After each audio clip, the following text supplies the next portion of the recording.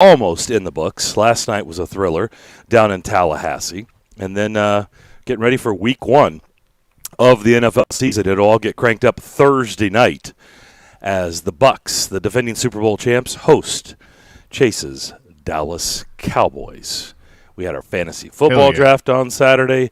A lot of stuff going on. Hope everybody had a great weekend. Guys, how we doing? Doing well. Happy Labor Day to you guys. Beautiful day. Beautiful day outside. Beautiful. Not a cloud in sight. Nope. Not that humid. I got my jog in. And, Jog? What? A jog? Yeah, it was awesome. It was awesome. I'm feeling good. I'm feeling great here on a Labor Day. Got a little pep in my step after a great college football weekend. Good race last night as well. And, you know, my advice to everyone today is sometimes you need a reminder of this. Stay in your lane. There you go. Just want to get that out. You want to go any further with that? Nope. Okay. But all right. You feel better, though? I do. Good. I do. You just made the list as on Friday, but you would like to revisit today? I needed to bring that up, but okay. Yeah. I told you guys last week I was going to put some little ducats or some big ducats on Florida State. That's a great word. And boy, did I ever. Last night was good. Although it didn't feel good at 38-20. Did not feel good. I was really questioning my thought process all last week on how I took Florida State. And, oh, by the way, top shelved it in pick six. Just saying. Did. You and I hit we both hit our top shelves. We did. Willie, did you hit yours? I don't remember what yours was. Did I get a point? I might have hit 1 point. I think you had the easiest question on the board, right? That somebody wins USA, Canada, right? Top shelf? I did. He went UCLA, didn't he? He did. I did go UCLA. Yeah. I think that was my only point. Yeah. Yeah. Your only point was UCLA? Okay. You missed Wisconsin. By the way, UCLA dominated that game. We did. They were the better team. They deserved to win. JT had more passing yards, right? I haven't looked, but I mean, Clemson could do I would anything. think so. Well, it's not like Georgia was running up and down the field, though. True. But, yeah, without looking, I would say JT was the winner on who had more passing yards. But if so, then I did pretty well because UCLA would be my only loss. Actually, no. No? Actually, no. Oh, wow. Then I lost. Yeah. DJ. Sure. DJ over JT. He had 178 yards, whereas JT had 135. Okay. Chalk up another for Daunic, too. Big week. You took I DJ? thought I had 0, so this is great. Yep, so you had 2. Good for you. Darren had... What, 5? 4. You had Penn State... 5. No, 5, you're right, yeah. No, 4. No, 4, you're right. 4. Penn State, right. Georgia, and then Florida State. Top shelf, yep. Top shelf. We all lost the easy soccer question. We all lost it. I had 3. Yeah, but I top shelved it. Yeah. I top shelved it, so it's double whammy. It was looking good. USA, they got booed a little bit. 43,000. I was just on hand. I thought I saw 40. I was going to say 40. 43. No, it's 33. Okay. 43. Oh, 43. Okay. I thought I saw 40. Okay. And they were not happy that the USA did not pull it out. They're still stinging. Of course, 4 years ago, the USA did not make it to the World Cup. So there's some worry. You know, it's early in the process here, the qualifying stage, but can't miss 2 World Cups in a row. Let's go, boys. Yeah, that just can't happen. Honestly, you got to win. You got to win at home. It's hard to go on the road and win. So, as we learn with the MLS, for whatever reason, the home field is huge. We always talk about college basketball. It just wouldn't seem like it'd be that strong in soccer, but it apparently is. And do you know the numbers not on holding serve at home. Do you know the numbers? I do not. Okay. But you know it's pretty good. Well, just talking to our colleagues at Nashville SC, that's what they talk about a lot. They said if you win your share at home and you get draws on the road, you're going to end up with a playoff team. And that's sort of the qualifying process for World Cup. Yeah. You don't have to win every game, but you got to make sure you get your points, and you get into the what is the top 3 are automatic, and then there's a 4th that qualifies from the group, and so got to get busy. Yeah, it was certainly a bit. There was a lot going on this weekend. There was a lot. I mean, it was good. I mean, No, it's it was great. been refreshing. We had a lot happening, especially if you enjoy baseball, which I know Darren has checked out from the season. Oh, yeah. But Check. Chase and I are still hardcore into our particular teams. It was, and Dodgers Giants, my goodness, what a race is going on there with a lot of Nashvillians involved on both sides. So the baseball race has been awesome. Yeah. No, Darren did text us last night and had walk-off grand slam. I did. I saw big Vogelback, who we were all. I mean, the reason I knew it right away. By the way, I didn't realize at the time. I would learn earlier in the game when I came up to see you guys at the Sounds game. That because I told the boys when he first came out, I went, "Holy cow! Look at that guy for the Sounds." That guy's huge. I was like, did he just play in a softball league and come over and say, hey, do you guys mind if I play tonight? Oh, there's no really question. Looks like that. And he looks like the great Hambino from the Sandlot, left-handed version. He's huge. I mean, honestly, it reminded me of like Cecil Fielder.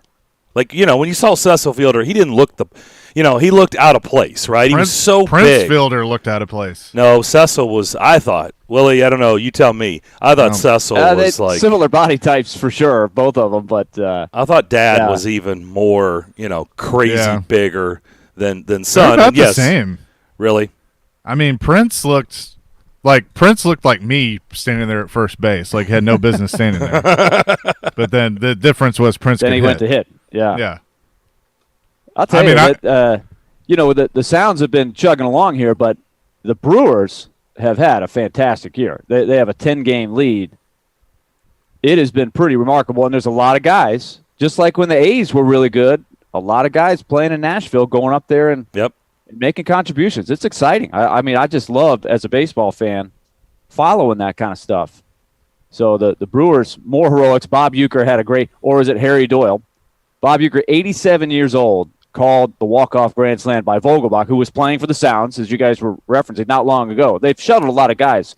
Yeah, Robbie Stanley motivated It was a him. week ago. I mean, it was literally a week ago. We were there. It was when I threw out the first pitch, and I'm there with our baseball team. And, I mean, I remember he was playing a week ago for the Sounds, and then he hits a walk-off grand. I mean, isn't that the cool thing about going to, AAA baseball games? A week ago, we watched Vogelback against Gwinnett.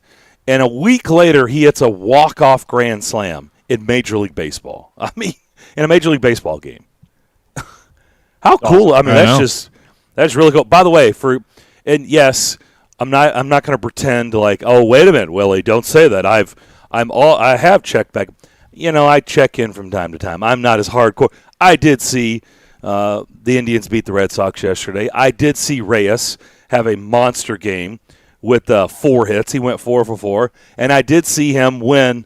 I don't remember who it was. I think it was Rosario. I don't remember. Somebody was on the headset doing an in-game interview from the dugout. And Reyes jumped in the middle of the interview and said that his secret sauce to his big game yesterday, or the day before and yesterday, was that he's been eating a lot of vanilla ice cream. Okay. So they don't mess with the winning streak, right? And so everybody got a kick out of that, and so I was watching all that stuff. So Darren, your tribe, even though they're getting, they've been criticized for trading so many players, but they are getting good pieces back, and it's not ready yet to bloom. But a lot of the guys that they have gotten without a whole lot of fanfare, like for example, Ahmed Rosario, who you just mentioned, has had better numbers, flat out, than Francisco Lindor. Lindor has had a couple of big hits here recently for the Mets, but it's not been a good year for him at all. So the Mets are within 3.5 of the Braves. They have righted the ship after a horrendous August. Chase's Braves are limping back home after a rough road trip, but they got the win yesterday.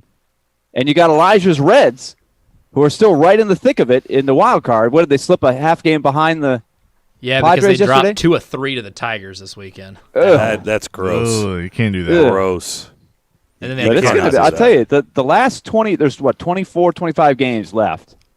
The Mets end up in Atlanta against the Braves, the last 3. Could the Mets be within 3 go into that series? That's my dream. But I don't think they're going to have DeGrom. It doesn't look like he's going to come back at all. Maybe Syndergaard will be in the bullpen, so they're going to have to do it with what they've got.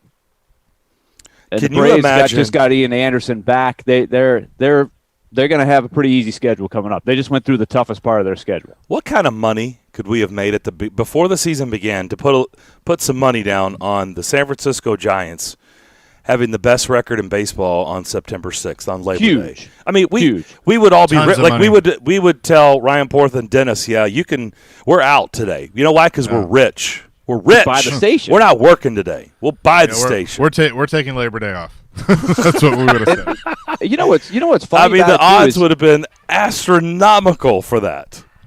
Astronomical. Some of the guys that they have are the guys that they had when they won it in 2014, like Buster Posey, Brandon Belt, Brandon Crawford. These guys have been on that team for a long, long time. They've got another series of guys that you tell me. Have you heard of Duggar and Darren Ruff? And, I've heard of some Tim would say Duggar. if we didn't know Kirk Casale, I've heard of Greg Ruff. we know really well. Yeah. I mean, but look at their roster down the line. This was going to be this is what I know, but I'll say it now. Look at their roster and look at the Dodgers roster, and ask who should be in first place. And the Dodgers are a great team. They're the defending champs. There's no comparison. But the Giants beat them. They beat Walker Buehler last night, and they're a game ahead. By the way, you can play It's a that great game story. in the American League too with the Tampa Bay Rays, who keep doing it every year. I mean, you just look at their roster and you're like, huh? What? But And the compared Rays were to in the other World. teams.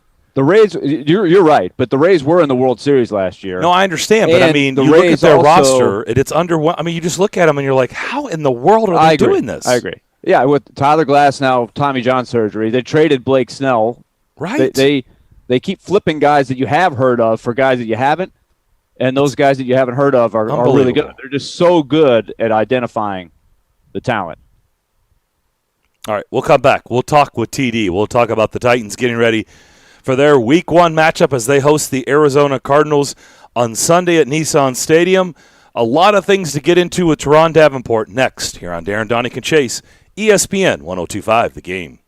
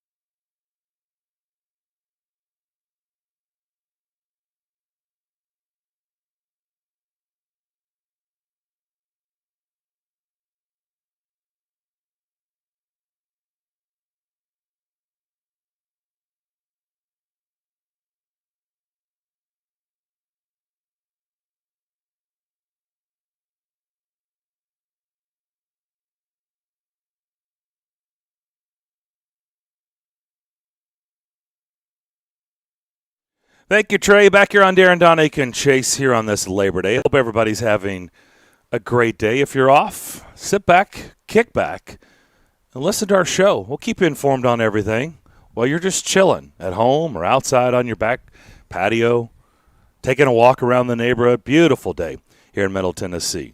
Darren, Daunic, and Chase, presented by Curation CBD. Curation CBD, CBD products curated for life. We bring in Teron Davenport. Talking with TD, presented by Freedom Tire Guys, Nashville's premier mobile tire company, online at freedomtireguys.com. As the Titans get ready, Mike Vrabel will speak at 11 o'clock today. We'll have that for you here on the program, coming up live to begin the next hour. As they're maneuvering, trying to shift things around, they're getting guys off the COVID list right now. Teron, where do they sit right now with their 53-man roster? What shuffling has been done over the weekend that maybe some people have missed? Yeah, well, right now they're at 52 because they are releasing Chris Jones, one of the 13 defensive backs that they kept on the roster. So that's where they stand.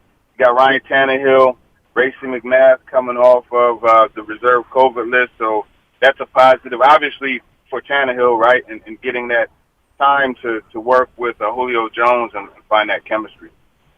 What right now do you think they're going to be working on as they prepare when you see Arizona? And I realize this is week one, so we're only looking at last year and what moves they've done on paper.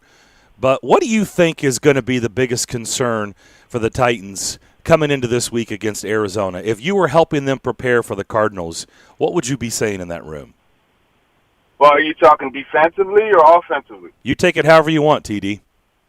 Okay, well, we'll go to defense first, and I think it really comes down to being disciplined with your rushing lanes, whereas you have to make sure that you don't run past the quarterback. And it sounds like something very simple and very easy to do, but when you have a guy like Kyler Murray who is so capable of finding the crease and taking off, and, you can have the perfect coverage, 3rd and 13, perfect coverage, everything's locked down, you're in man defense.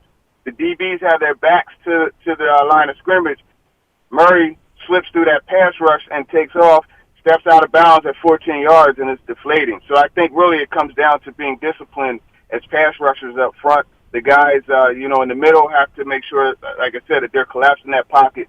The guys on the outside, and I talked to Bud Dupree about this last week, just about not getting too deep against a quarterback like Murray that can step up and shift. And then for the DBs, it's all about plaster. I mean, you literally have to plaster yourself to the receiver because Murray could buy that time and give the guys extra time to break off their routes. And when he rolls, they'll roll with him, et cetera, as far as the broken plays are concerned. So that is the big thing defensively. Offensively, and, I'm going to draw this up because Whiteboard Wednesday is coming back, right? We're regular season form. Let's go, baby. I'm attacking the secondary, and I think really it's all about going after that young secondary. You have a couple rookies in there. You have inexperienced guys outside of Budda Baker, so I would attack that, and that's really the main thing that I would do is get Julio Jones, A.J. Brown, Josh Reynolds, that whole crew. I would get them going and take advantage of those matchups. Well, speaking of that, a veteran guy that they thought could help them and certainly would understand what the Titans are doing is not going to be with them. How surprised were you with Malcolm Butler's decision last week? Yeah, I mean, it kind of came out of nowhere. Whatever it is that he has going on, man, I just pray that it's not it's obviously severe, but I pray that it's not too severe where there's lives involved or anything like that. It's definitely a surprise, though, because, that's a guy that's very passionate about football. You guys talk to him. You feel the energy and everything. So for him to be put on the retired list, like that's definitely significant, and whatever is going on is like I said, I just hope it's not involving lives being lost or anything like that. Yeah, no doubt. We had definitely enjoyed our chats with him when he was a member of the Titans, a fun guy to talk to. So let's go back to what you said, because this is what, it's interesting because I think both teams have to try to skin this cat the same way, right? Both offenses are prolific. Both offenses are going to score a lot of points this season. At least that's the way it looks going into this season. So both defenses have huge challenges on their hands. But let's go back to that. So How do you go about trying to – and I realize, like I said, Arizona's saying the same thing when they look across the way and they see Derrick Henry and Ryan Tannehill and A.J. Brown and Julio Jones, right? And we can go through the list. We all know the list here. But when you look on that side and you see Kyler Murray, as you said, who can throw the ball, and if he doesn't have anything, he can certainly run the ball. They have Chase Edmonds in the backfield. They've got guys like DeAndre Hopkins. They've got A.J. Green. They've got Christian Kirk. I mean, how do you go about trying to, figure out how do you attack or try to slow down that offense and make sure that offense doesn't have a field day on you? I think the big thing that you have to do is blitz, and that's where Elijah Molden comes into play, and that's where that communication comes into play, because one guy that you also have to look at is Rondale Moore working the slot, and he's someone that the Titans were very interested in him, by the way. So, he's a playmaker, a very dynamic guy. So when I say the communication, if you're blitzing your nickel, you have to make sure that you have, whether it's Byard or Hooker or whoever are picking him up if you're in man, or just, if you're in zone, you got to make sure that you're aware of him, because he's going to become hot if you're blitzing the nickel. So that's something that I definitely would be aware of. I think really it's all about just blitzing. I want to attack Murray if I was the defensive coordinator, because you want to get him off his block and not let him get there, sit in that pocket and be comfortable. And he has a very strong arm. We talk about his ability to run so much, but a lot of times you'll see him, on the right hash, throw a deep out-breaking route to the opposite side of the field with ease. So the arm strength is there. I think the main thing is just getting him off and just making him just kind of freelance a bit. And it's funny because when he runs, he looks like a little kid that stole something and is being it's so funny. But the guy has the speed to do it. But I think if you are able to get him off the block, that's the key thing, and just make him just kind of get out of the regular schedule of the offense. We were speaking with Teron Davenport. He's the NFL Nation reporter for ESPN, ESPN.com. He covers the Titans for them. Talking with TD is his podcast every week on all of our platforms, all of our shows, and he joins us every Monday here on the program. He's presented by Freedom Tire Guys. All right, guys that have been basically, let's say, banged up or haven't been very visible at practices, preseason, camp, because you brought up Bud Dupree, Darrington Evans, Julio Jones, Caleb Farley. These guys that haven't been very visible as you've been out there every day. Who concerns you the most that they're not going to be any factor whatsoever in Sunday's game? Where would you go with that? That's a good question. As far as guys that I would probably say Darrington Evans, because obviously he's on IR. He's not going to be available for at least 3 weeks, and I think that puts into play, okay, what's going to happen on third downs, and the thing that was so good about him is he still gave you that home run element when Derrick Henry was taken out of the game. And I don't know that you get that from McNichols or Sargent, but I would imagine McNichols will be the third down guy because they trust him so much, and his pass pro has proven to be up to par to protect Tannehill. So I think Evans, not being there, I think that's the big one. And it seemed like they had a lot of stuff designed, to get him involved, whether it's catching the ball out of the backfield, lining up, as a receiver and those type of things. So it's like a portion of that playbook, that offense is removed with him. Teron Davenport with us. And Teron, we spent a lot of time week in and week out during training camp talking about some of the camp battles. As I look at it, I don't see that the Titans have really lost anybody, maybe with the exception of one or two guys that we were talking about in some of the races. It's just a matter of whether they're on the practice squad or on the active roster, or as you said, there's a handful of guys on the injured list, which gave them just the ability to bring a guy back after 3 weeks. There's some flexibility on the roster that really helps you keep in the stable guys that you like. Is that fair to say? Yeah, I think that's definitely fair to say. So of the guys that we talked about, who do you think will play a role on Sunday? And I'll tell you where I'm going with it. I'm thinking the defensive backs, you mentioned Rondell Moore. Some of the guys that Arizona has, we had a great interview last week out in Arizona about how good A.J. Green looks right now. You're going to need 5 or 6 defensive backs against the Cardinals. In fact, what I was reading, the Cardinals last year ran into some trouble late in the season when they slumped, when teams kind of went small. They put a lot of dime formations in there. They went with 2 linemen. They tried to sort of corral, give up the short stuff, make the Cardinals drive the field, and the Cardinals really couldn't run it well enough to do anything about it. I feel like you're going to need a lot of DBs in this game. Yeah, no, that's a great point, and I can see them in a lot more dime. And the thing that's interesting also is they could go nickel, right, and go nickel with David Long out there, and that gives you kind of like a dime package because David Long can move and cover almost similar to a DB, so they have some flexibility there. I like what you said about going small, and I think that's something that they will have to do because when you have a team like the Cardinals, like they will spread the field out horizontally and vertically. So the more range you can have from the personnel, the better, and that's why that dime package I think is going to be something that they'll use.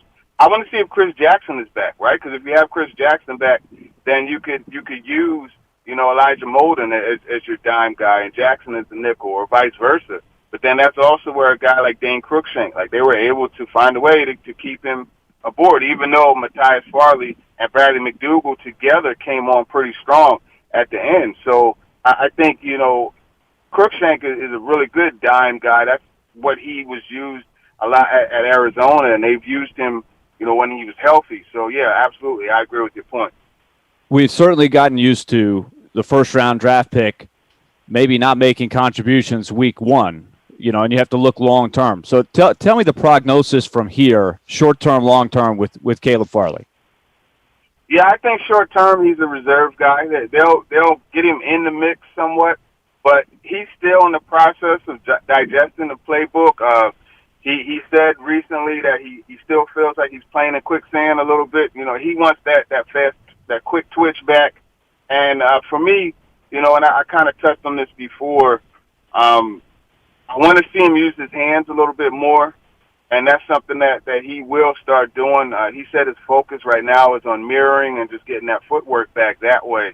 And once it all comes together, I think it's going to be a good thing. I just don't think it's going to be early this season. I believe in the latter half of the season, it'll start coming together for him, and he'll get back to form. You got to remember, he hasn't played since 2019, and you're dealing with a back situation that he's recovering from. So all of that combined, I mean, when you have a guy who's uber athletic and twitchy and all of those words that apply to him, it's going to take some time to get to see that truly, but he has showed some spurts. Okay, we've talked about it. Maybe the number one thing all offseason was the pass rush. So Bud Dupree, is he ready to go week 1? I guess we'll find out. Yeah, we'll find out. He says he's ready to go, and you kind of watch him in practice.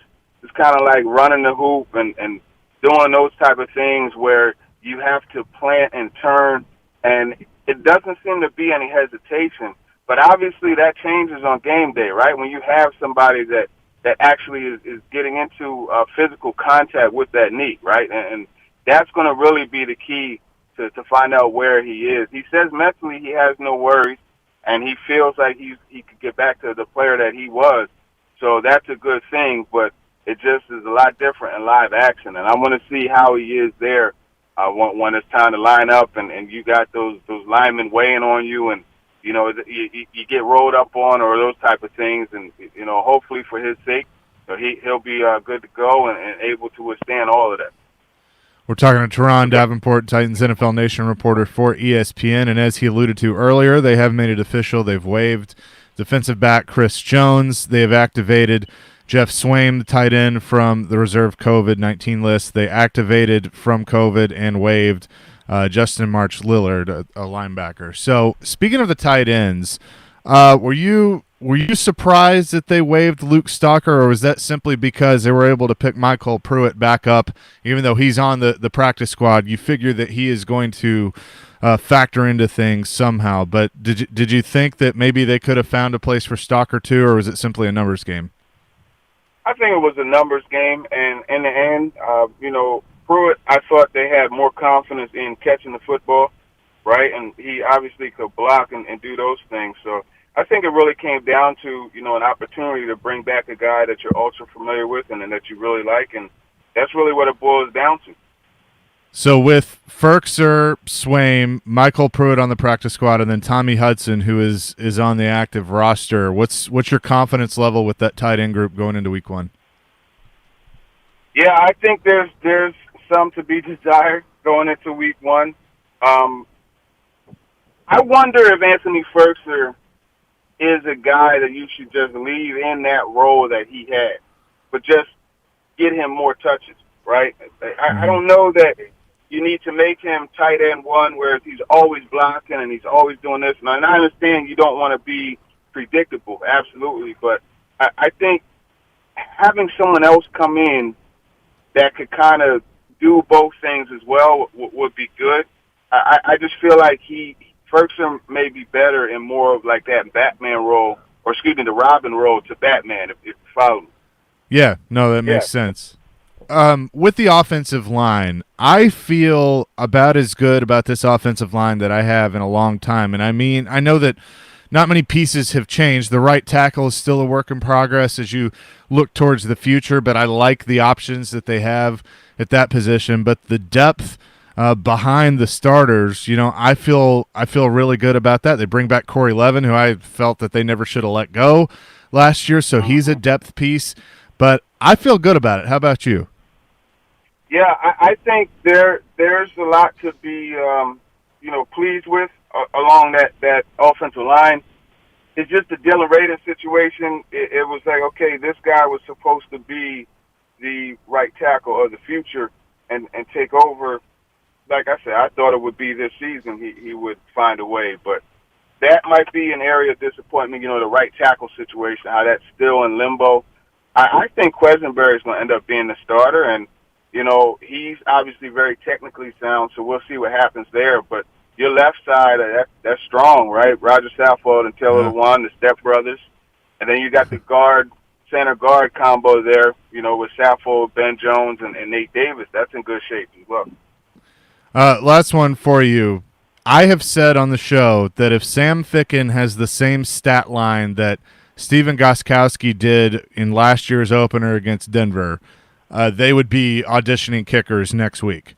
Do you agree with that statement? Yeah, I do agree with that statement because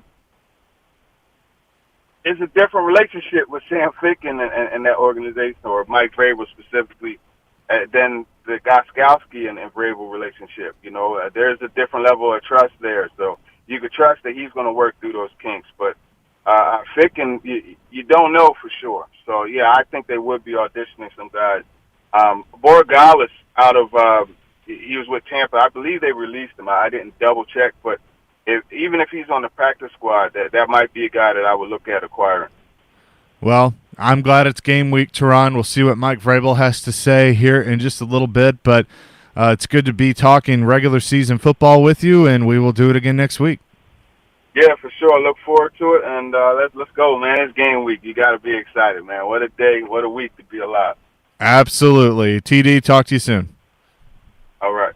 Teron Davenport, Titans NFL Nation reporter, brought to you by Freedom Tire Guys. Again, he joins us every Monday, usually at 11, but we moved him because of Mike Vrabel's press conference. You can hear Talking with TD on Wednesdays, the Power Hour with Jared and Caroline on Thursdays at 3, and then mornings on Fridays at 8. We will come back, talk more about the Titans and also the weekend as you listen to Darren, Daunic, and Chase, ESPN 102.5 The Game.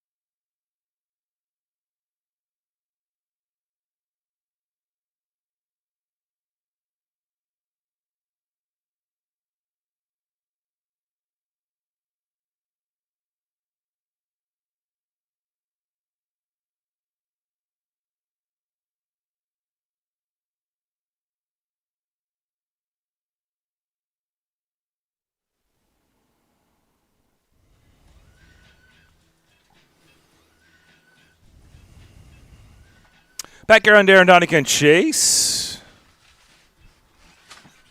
Presented by Curation CBD. Curation CBD. Products curated for life. By the way, this is what I know. Next hour, about an hour from now, we've got a pair of tickets to see Santana at First Bank Amphitheater. That'll be September 29th. I want to go to that venue. Maybe I want to wait till they get their traffic issues sorted out, and maybe that's all been fixed. I know their first show, but that venue looks really cool. Really cool. So we've got tickets to see Santana at First Bank Amphitheater on September 29th. All right, good discussion there with Teron Davenport about the Titans. Head coach Mike Vrabel will speak at 11 o'clock. We will carry that live to see what the head coach has to say as they get prepared this week for their first opponent, the Arizona Cardinals. How do you guys see this matchup? I think Teron hit on some really good points on how you try to contain Kyler Murray. And that's what I'm really curious about with the Cardinals is have they been able to add a dimension to their offense?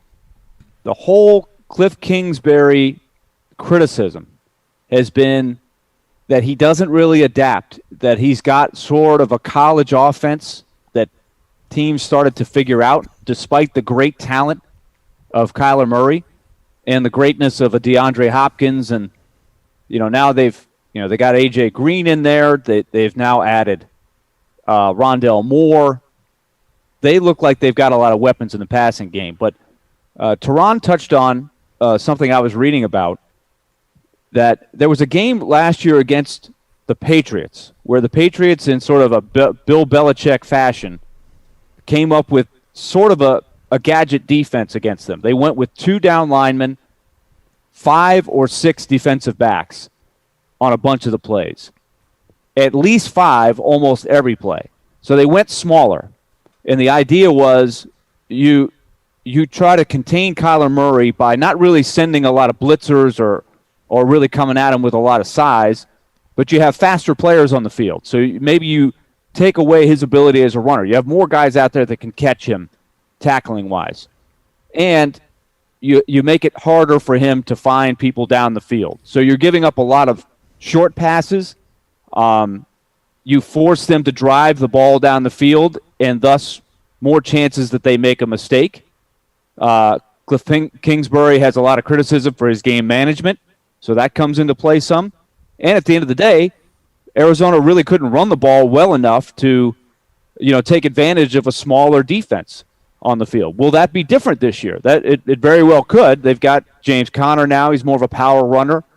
I'm not sure how they'll adjust, but that's one thing I'm looking at is, number one, it'll be our first look at this revamped Titans defense with a lot of different players than last year. How much better does it look? And you've got a unique team in Arizona that they're matched up against that's going to have a lot of wide receivers you have to account for.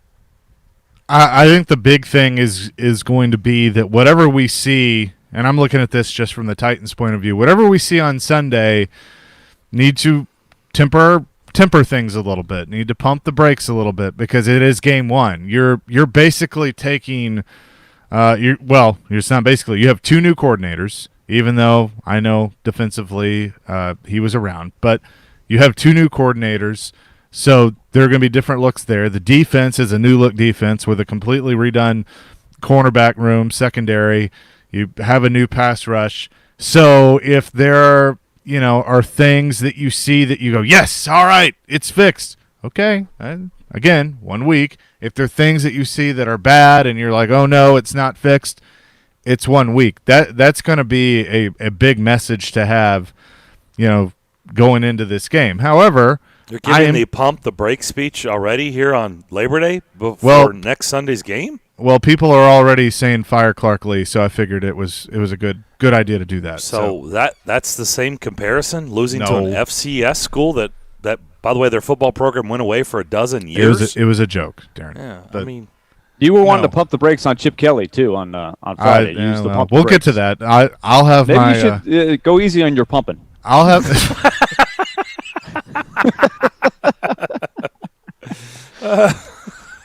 Pump the brakes on your pump the brakes speech. Chase McCabe, notorious pumper. I mean, boy, what a hell of a speech on Monday, Labor Day. Hey, everybody, pump the brakes on the Titans game on Sunday. It's like, what? Yeah, Pump this train's the brakes. rolling. I don't know about the pump the brakes is going to be hard to get people to do. I'll have my mea culpa on UCLA later, but whatever. Okay. But yeah, I mean, I think everybody's excited about it though. They want to see what things look like. I just think it's all still a work in progress, which we should know that. But how do you know it's a work in progress? I mean, they may come out and win 37-6. You going to say pump the brakes? I'm gonna give the coach speech. Maybe I'm Coach Chase now. Maybe it's not Coach Coach Chase. I was going to say, wait a minute. What is this, Coach Willie? Did we swap roles today, or what's the deal? Yeah, we don't have room for two coaches on this show. I mean, we're trying to keep listeners. I mean, that will bore the hell out of everybody. This is something that Coach Willie says. But what do you learn in 1 week is what I'm saying. Exactly. Well, that's what I'm getting at. That is a theme. We overreact to whatever happens in the first game. If you win or lose, there's a huge assumption that that's how it's going to go for the whole year. When we know that that's not the case. There is, we know that in theory, Caleb Farley is not going to be the same player in Week 8 as he will be on Sunday. He should get a lot better. Just the more football he plays, you would think. And the same thing is true of, I would hope, for Bud Dupree. I would hope that he gets better as he gets to play more because he's coming off a pretty significant injury. But I just, in general, would like to be able to see that this team be able to win when they don't have to score 30 to win. They won a lot of games last year where they had to just be perfect. I don't know about that. I mean, 30's a stretch. They have a completely different defense. So you would hope that they come up with a better formula. It can't be much worse than last year. It's got to be in the 20s. I mean, 30, you're right. It's the NFL. This is not college football. But, I mean, they're not going to win 17-14. Those games are not – they're just not going to win those type of games. They're going to need to be in the 20s. But you need to be able – to win a Super Bowl, you need to be able to win a game like that occasionally. But okay, not every week. See, this is the point that that I was trying to make by being Coach Chase for a second. We don't know, and we won't. I don't care what the outcome is on Sunday. We still won't know exactly what this defense is because a lot of the guys that you're going to be depending on either are like easing their way into practice or have barely practiced or what have you. Ask me about this at not even week 8, but week 5. And show me what it's looking like. Because, Darren, by then, maybe they can win those 17-14 games. Maybe this defense is improved enough that they'll be able to do that. But we have no idea if that's the case right now. We're basing everything on last year and what it was. Because, no, last year they couldn't do that. They were going to have to put up 25 to 30 points to be able to win games, and that's what they did. And then the other side of it is, can the offense still do that? Even with the new pieces that they added, Julio Jones being the big one, can they still put up those kind of numbers? Or is there going to be a little bit of, they're going to come back a little bit just because, attrition sets in? I'll just say the same thing to you that I've said to Coach Willie over the years. Then fine, we'll just come back and we'll talk about the Titans in Week 5. We'll just wait till then, and then that's when we'll start talking about them. Come on. Well, I mean. We're still going to talk about them, but we got 20 hours a week don't act of like live you don't know what radio, we're talking about. And you're like, pump the brakes. Let's see Week 5. What? Pump the brakes? Are you kidding?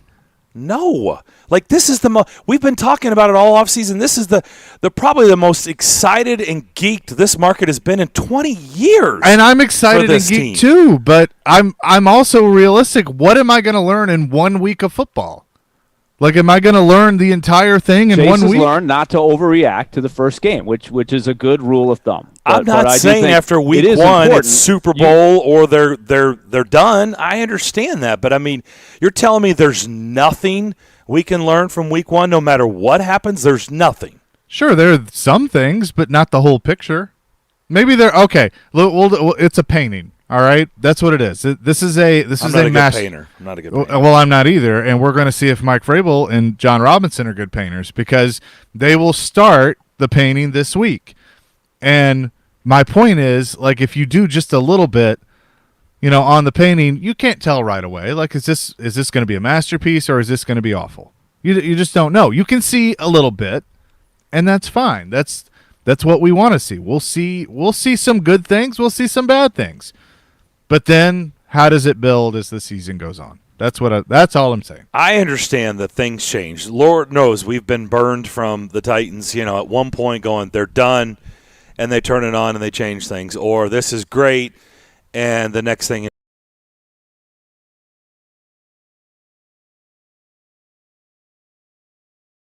editors, because we the three of us have, we have been a part of every time they get on a 5-game losing streak in games 32, 3, 4, 35, and 36. Everybody's freaking out like it's over, and it's like, folks, it's an 82-game season. Haven't we been down this road before?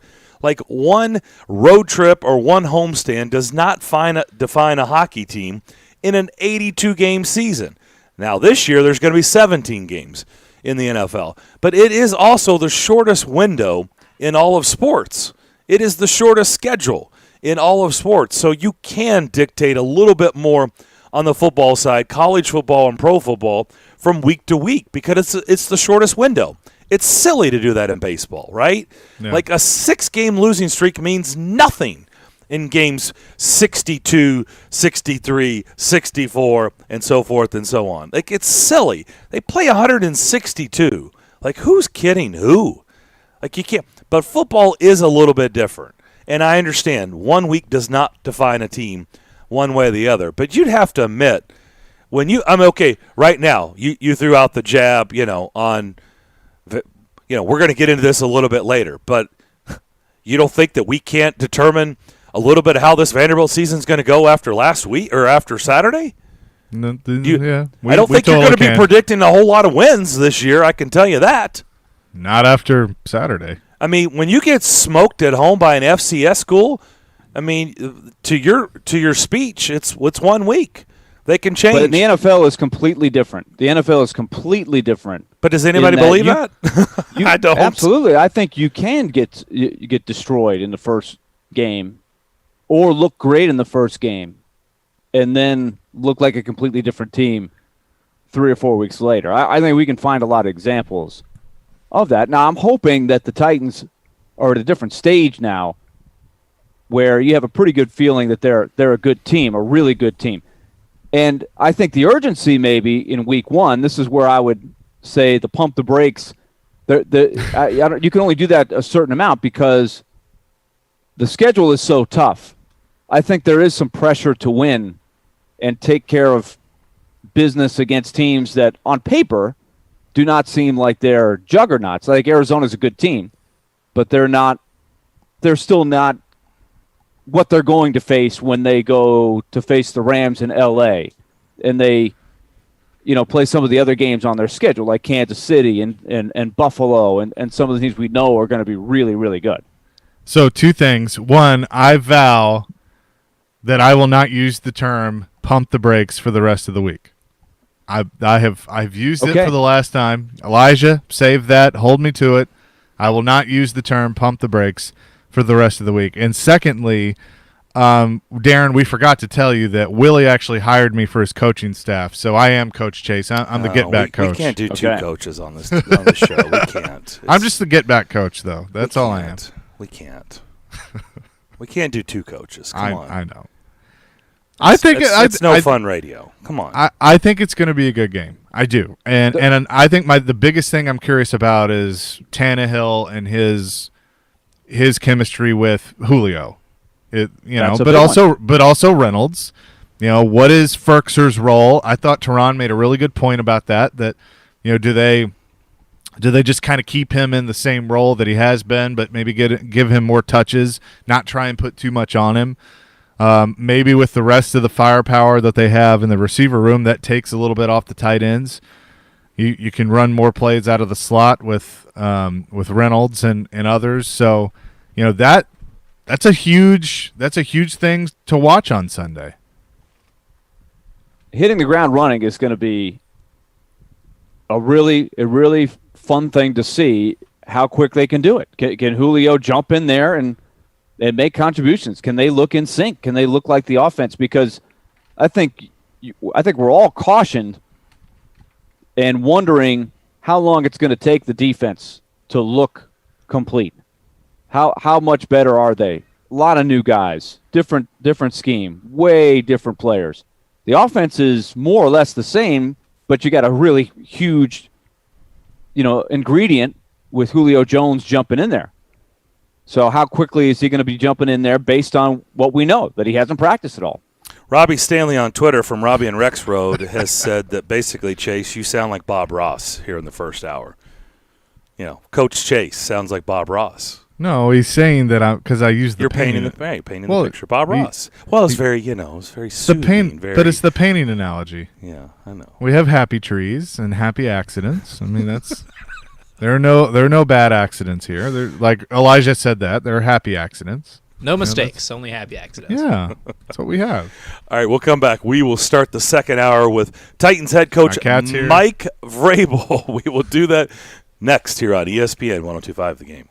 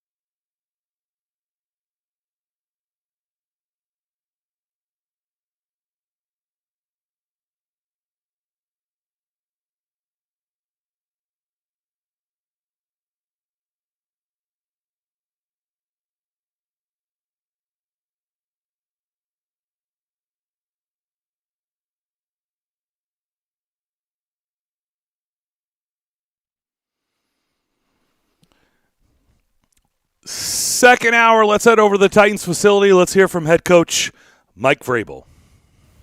Not really ready to name a starter. I think all those guys are going to play probably in the game for us. But, Quiz has been out there. He's been very efficient, and he's been available and been durable. So, we've got some guys coming back. That may change today based on Ben's and Nate's availability not being here.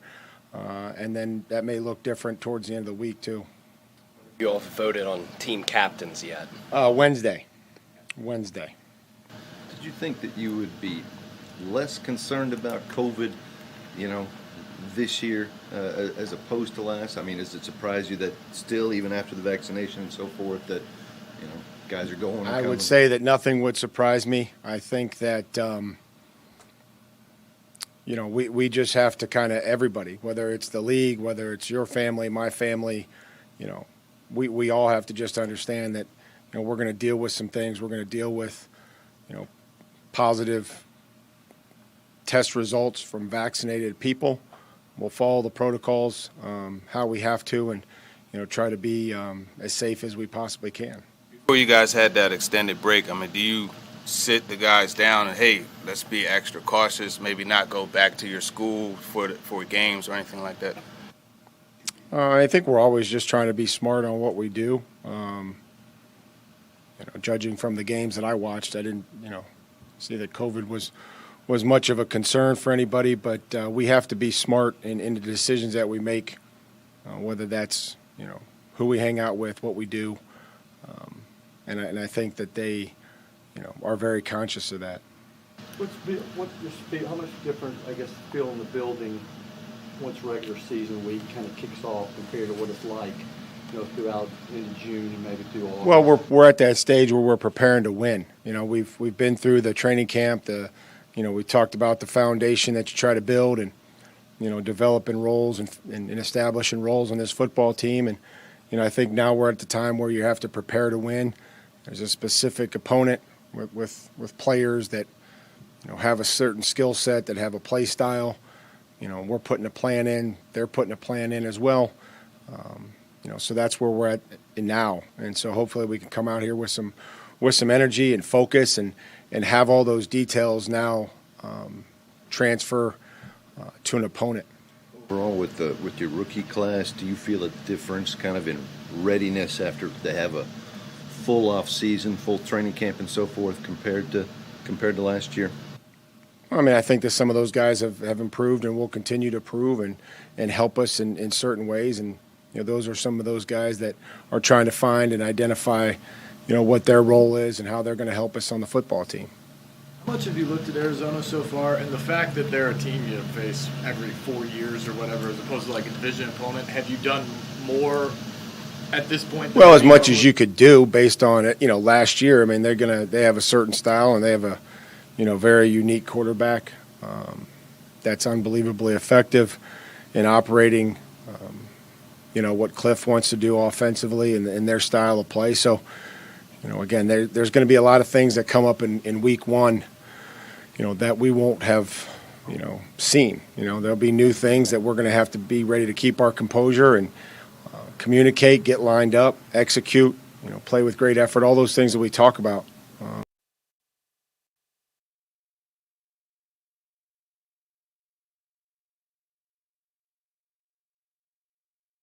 Something got zapped.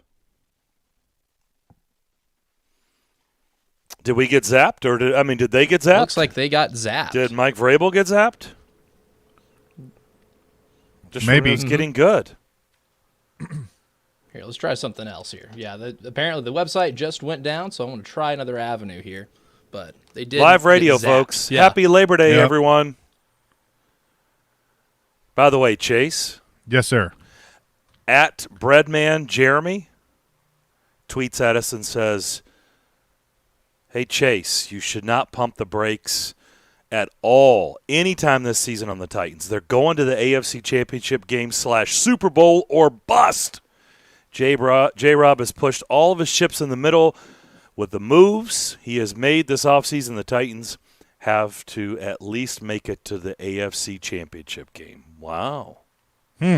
Jeremy, You know what? Breadman Jeremy is all in on this Titans team. And he says winning the AFC South, hosting a playoff game, winning 9 to 10 games, not acceptable. No more baby steps. I do like that. I like that attitude. Okay. See what I mean? You know what, Jeremy? Thank you. You had to pull me back. I mean, let's see. This could be Labor Day, and you're chilled. Like, what happened? It may be that. I don't know. But you know what? I think that maybe this is the year where I get my dream that I've had since I was 12 years old. Titans, Cowboys in the Super Bowl. That's a good dream. I know it's a dream. Okay. That's a good dream. Yeah. It's a dream. You gotta. I feel better about one side of that than I do the other. Dreams. That's a dream. I'll just be honest. I didn't take Dak Prescott in any fantasy leagues. I'm scared to death of his shoulder. Yeah. I think the shoulder's could be a real issue this year. I do. I know. I don't know that, but I mean, I'm nervous. I have to say, with Chase his injuries. we took Amari Cooper, but Chase was very gun shy on Dak and Ezekiel Elliott. He could have pressed our squad for either or both. Yep. And we shied away. But I did take Zeke in another league. So okay, let's see if we have Mike Vrabel back up. We coach Vrabes or backing up, giving a cushion on 3rd and 6 without some sort of traffic conflict. Yeah. Several of your defensive players have talked about how much better their communication is, how much more confident they're playing with the swagger, things like that. After watching them in training camp and a preseason, how excited are you to see these adjustments on the field in the regular season? I mean, I think that they have built an energy and they've been excited about playing defensive football, how we expect, and communication. You have to know what you're talking about. There's certain things that I certainly wouldn't be able to communicate because I'm really not, up to date on certain things, certain topics outside of football. I wouldn't be able to communicate on them. So they have to get to a level of understanding the details and the concepts to be able to communicate. Somebody's got to be able to get a call and somebody's got to give a call so that everybody, lines move in the same direction. You're working with a defensive lineman on a stunt. Those are all things that are critical, but I do like that there's an energy, and an excitement about playing football, defensive football, and we saw that. I would say most of the time in the preseason games that we had, there were a few drives in there that, weren't what we were looking for. You've got some new core veteran special teamers, obviously some new youth in the mix. So what are your expectations for special teams in terms of increases? And where do we want to improve? I think we expect that we make our kicks. I expect that we cover kickoffs with speed and aggressiveness. Expect that we give our returners, that we protect our returners enough to block them and allow them opportunities to make yards, field the punt. All those types of things that were sound. I think for week 1 is certainly something that's critical about, penalties and missed assignments and making sure that we're sound and, aware what's going on, whether there's a fake opportunity or, they're going to pressure. They blocked the punt last year in week 1. San Fran was up, 10-0, midway through the first quarter, and it really changed the complexity of that game by them blocking that punt. Backed up and gave their offense a short field. So, that'll be a huge key for us. Mike, you'd mentioned, the rookies just improving throughout the, course of, preseason and whatnot with training camp, the off-season program, whatnot. With those second-year guys, the ones who didn't have that full off-season program last year, did you see just kind of generally things start to click with them, like guys like Christian here this year? Those were and I'm with you. Those were probably the names that came to mind, as you were, asking the question. But those guys are, they're going to be starters for us on Sunday, and they have to, take the work that they put in, all the stuff that they did in training camp, the corrections, the improvement, and now have to go out and do it, in the regular season, consistently for us.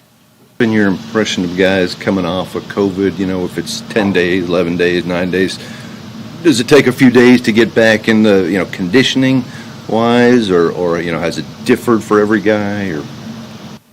Or? Well, we really haven't. I can only speak on the past and probably let you know about, today.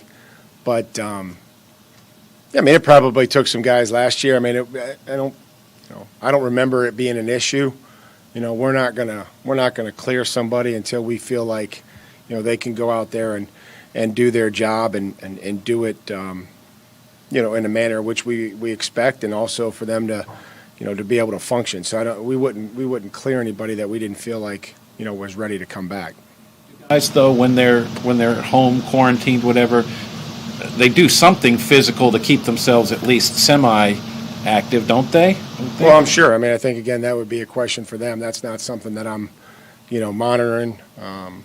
They check in with us. I check in with them. But I would imagine that they're doing something. Thanks, guys. Thank you, Mike. Thanks, Mike. Quick. You're late, and I'm going to ask another question. Okay, Tron, go ahead. Quick question in regards to David Patton, one of your teammates. Obviously, he passed away. Any words you have for? Just incredibly tough. He's a man of God. Very, very quiet demeanor, but made huge catches for us. Was like just the mighty mouse, and real shocking to see that the other day. My thoughts are with his family. Obviously, those people that he left behind. You spoke of Fulton there as a starter. Where does Caleb fit in your vision at the start? Just trying to work his way into trying to be one of those guys that develops a role, for us on this football team. So, I think when that happens, or when we feel like, he's done that, that'll show, and he's working. And again, we've increased his reps, throughout training camp and throughout the preseason games. So we'll see where that is this week after a few days off, and how he responds and what he looks like. Lighthearted jab maybe at you. That's old news. It's game. We're in game mode now. Thanks, guys. All right, there you go. Titans head coach Mike Vrabel, and you just heard it. If you didn't see it, David Patton died over the weekend in South Carolina in a motorcycle crash. He was 47 years old. David Patton, wide receiver for the Patriots, teammate of Mike Vrabel's in the early years, back when they were kind of building their dynasty. Really, really sad news to hear. David Patton dying in a motorcycle crash in South Carolina over the weekend. We'll come back, and we'll discuss some things that we heard there from the head coach. We'll do that on the other side as you listen to Darren, Daunic, and Chase, ESPN 102.5 The Game.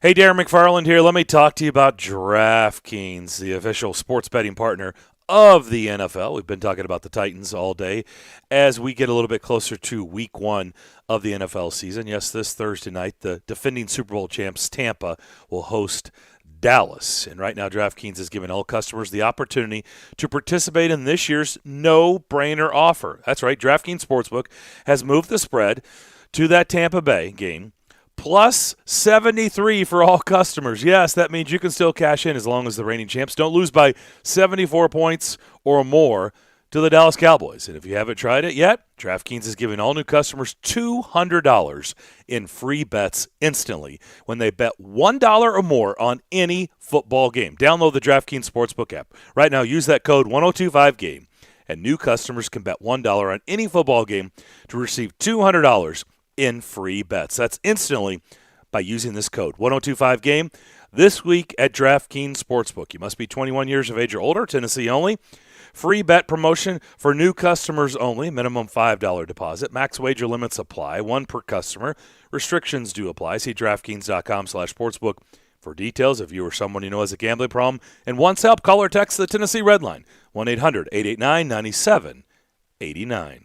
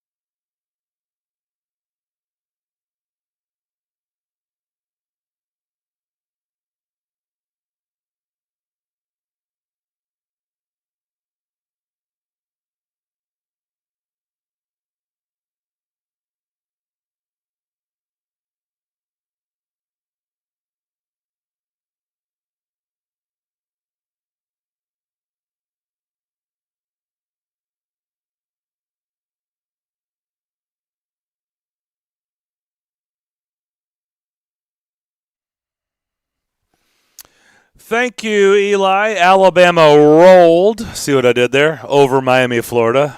The U. The Hurricanes. Carved them up like they were nothing. That was kind of what we expected. Never a game. Never a game. Wasn't even in pick six because I felt like it was too easy. Honestly, I'm mad that I didn't do anything with it. I don't know what I was thinking. You know? If you look year after year, I mean, Alabama is in one of these games in a big stadium most years, and they have demolished just about everybody. Yeah. I don't remember a game where they didn't demolish everybody. Yeah, when is the last good game they've been in these type of games, you know? I'm thinking, what was it, like, I don't know, maybe 6 or 7 years ago, they crushed Michigan. I'm trying to think of other teams that they have just dismantled. Hang on, and I'm about to tell you. I'll give you. Florida State was the one. Right, Florida State was one a few years ago. All right. So 2 years ago, last year obviously was different. 2 years ago, they beat Duke 42-3, Louisville 51-14 the year before. 2017, they beat Florida State 24-7. Okay. USC. Listen to this one. USC in 2016. Listen to this one. 52-6. Okay. Just think about that. These games right here. USC, they beat 52-6. Florida State. Which one was Michigan? When was Michigan? That was before. So that was before 2016. We're both looking at the same thing, same aren't thing. we? Yeah, of course. Okay, but there was a Michigan not much before that. That was the same deal. I mean, Duke. It's like okay, they beat Duke 42-3, but they beat Louisville 51-14. I mean, these games aren't even games. I know it's demolition. It is. I want to say that Michigan might have been 15. 15.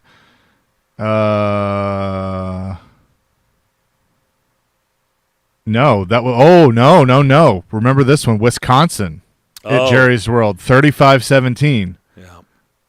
So that was fairly close, 35-17. That was 2015. 2014 was West Virginia. They won that 33-23. So that was I guess the closest one. 2013. There is a Michigan game somewhere. I do remember somewhere.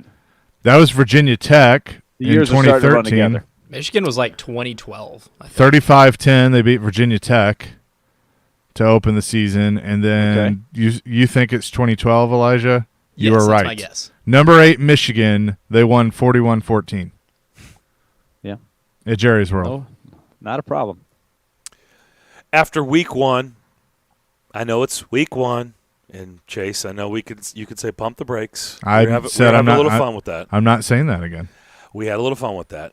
Is it this just now? And I get it, 1 week, and I get it. Clemson lost, but does anybody feel like Clemson's going to lose again?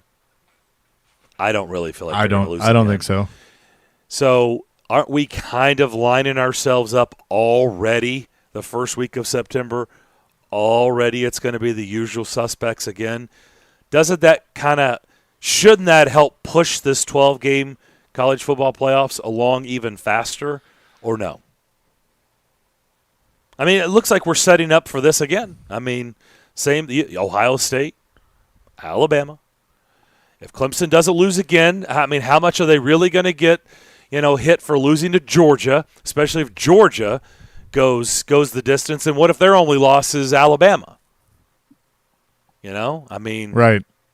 It's like, aren't we setting up for the same thing again? It feels that way. I mean, barring anything crazy, which I don't, like you said, I mean, Clemson loses. Just looking down their schedule, I don't see another loss. If Florida State challenges, if they play like they did against Notre Dame, which obviously it was a fun game and they came very close to winning it, maybe there's a challenge, but I doubt it.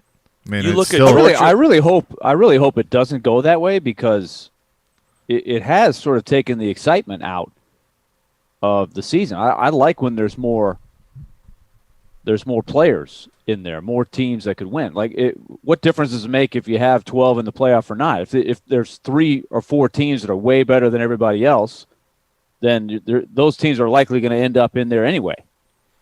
I mean, you look at Georgia's schedule: UAB, South Carolina, Vanderbilt, Arkansas, at Auburn. That could be maybe a game, right? Maybe. Good game. Kentucky, Florida, the game in Jacksonville. We know that one. Missouri, Tennessee, Charleston Southern, Georgia Tech. By the way, Georgia Tech lost. Who they lose to again over the weekend? They lost at home. I don't even know. I didn't even know. Oh, it was bad. It was bad. There's no hit. Had a rough week. Northern Illinois. Northern Illinois beat them. 22-21. It was like the Mississippi State La Tech game, which I'm still not happy about. So that. Georgia is going to go undefeated. So if their only loss, well, let's just say Alabama and Georgia go undefeated in the regular season, and their only loss is the one loses in the SEC championship game, do you think they're really going to get penalized? Could be. How do you handle that? No, but no. Depends on who else is in the mix, but I would say that because the ACC right now looks pretty weak, that's not going to help Clemson. Nope. No. It is not. Because they don't play Notre Dame again, so they don't have that this year to fall back on. No, I mean Notre Dame pulling it out last night is you never know if they can stay in it. They were in the playoffs last year. Has anybody checked on that football team? Are they good after their head coach's comments after the game, or have we checked to make sure that they weren't taken out? Well, I was actually watching it live, and I knew when he did it. One, it was the John McKay reference in the 70s. Right, I knew right away. Tampa Bay Bucks, what he was trying to do. You knew that. I didn't know that. Yeah. And Joe Tessitore did a good job after the interview. He did a great job of that. Of letting the audience know that was an attempt at, John McKay the Tampa Bay Bucks, and I knew what he was doing right away, but I also knew, because this is what we've talked about so much on the show, in 2021, probably not going to go over well. And I'm not surprised at all. While I'm I kind of, roll my eyes like, folks, it's an old reference from many, many, many decades ago. He didn't even do it well, okay? He didn't even deliver it well at all. But he did it terribly. He was trying to be funny. Maybe Brian Kelly should not try to be funny. But it's like, really, like I knew the top story was going to be Brian Kelly, wants to execute his players. It's like, come on, folks. Can we have a little fun? Yeah. Oh, I've had fun with it. It's just like. Because I think it's been very easy to bash Brian Kelly for so many different things. Sure. Because he is a stick in the mud. He's always yelling and screaming. He's not. Yep. He's the last guy you would think would crack a joke. Yeah. So that was the problem. You got him, what we know about him.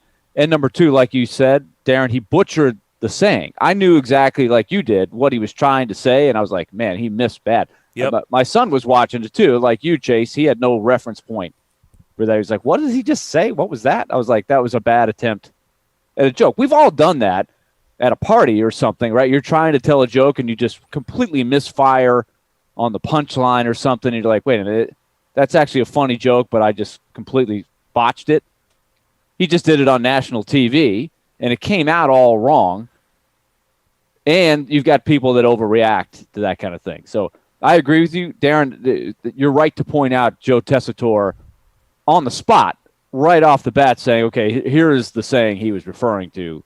It's a funny line by John McKay. It is hilarious when John McKay, if you go on Google or YouTube and look at a series of John McKay clips, he'll have you in stitches. He's a funny guy. He was the coach of the Buccaneers, who were 0-26 when nothing was funny back then. Yeah, about that nothing team. was funny about their team, but he had a way of keeping a lighthearted sense of humor about it, and eventually he saw them through, and they got to be a pretty good team once they got Doug Williams and some other guys. So it's a great part of the lore from that generation. But Brian Kelly, that was the worst delivery I've ever seen. Yeah, it was not good. The irony is, before he says that, he says he's a fan of good execution, and then doesn't execute the joke he's saying. It was poor execution. Well, here, poor execution. Just play it. You have it, don't you? I'm in favor of execution. Maybe our entire team needs to be executed after tonight. Yeah, that's this is after a game that they won. And so, I literally said out loud, well, he's going to get beat up for that one. Like, I knew what he was doing, and I was like, whoa, I can't believe Brian Kelly went there, right? Of all the coaches, as you stated, he's a guy that, seems like you watch him on the sidelines, he goes nuts on the officials, he goes nuts on his quarterback, he goes nuts on play. He's a high-strung guy, and I'm like, wow, Brian Kelly trying to be funny after a close game, a win in overtime. And it was done poorly, but I said out loud, I was like, well, that's not going to go over well because there's going to be so many people on Twitter that have no clue what he was doing, and they're going to go nuts on Twitter. And he got defensive. He got defensive in the press conference because he was asked about it. They showed it on SportsCenter, and he's like, I didn't really? See that. What did he got defensive. He was like, really? It's the old John McKay thing. That's what I was trying to say. Are people really that upset about that? Like that? I was trying to be funny. It was a joke. Blame him. I don't blame him for that. I don't need dumb. Do people really think he's going to go execute his players? No, but it's like if you're going to take him literally on that, really? But again, think he's gonna, I go back to like you two understood it.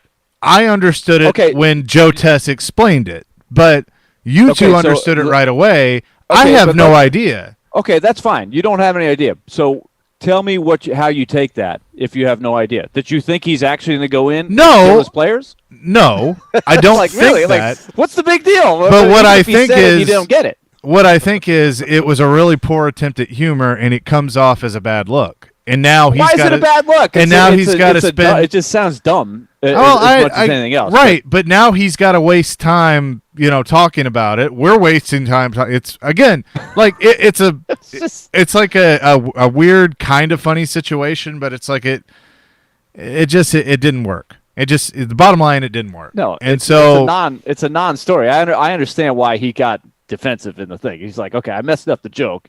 It was dumb. Like he tried to deadpan the joke too. Like he wasn't even trying to like laugh. Yeah, no. Right. When he was saying it, and so you even completely were caught off guard. By if what he had was laughed going with. and then even said, John McKay or whatever, like it would have just adding that in, that would have probably helped it. But I'm not one of those that's like up in arms, like, oh, he wants to kill his players. Like Nobody should be up in arms. That's the whole point. I'm not one of those people. I'm just like it just come on. You stick with coaching. I saw Tubby Smith when Tubby was the coach at Georgia.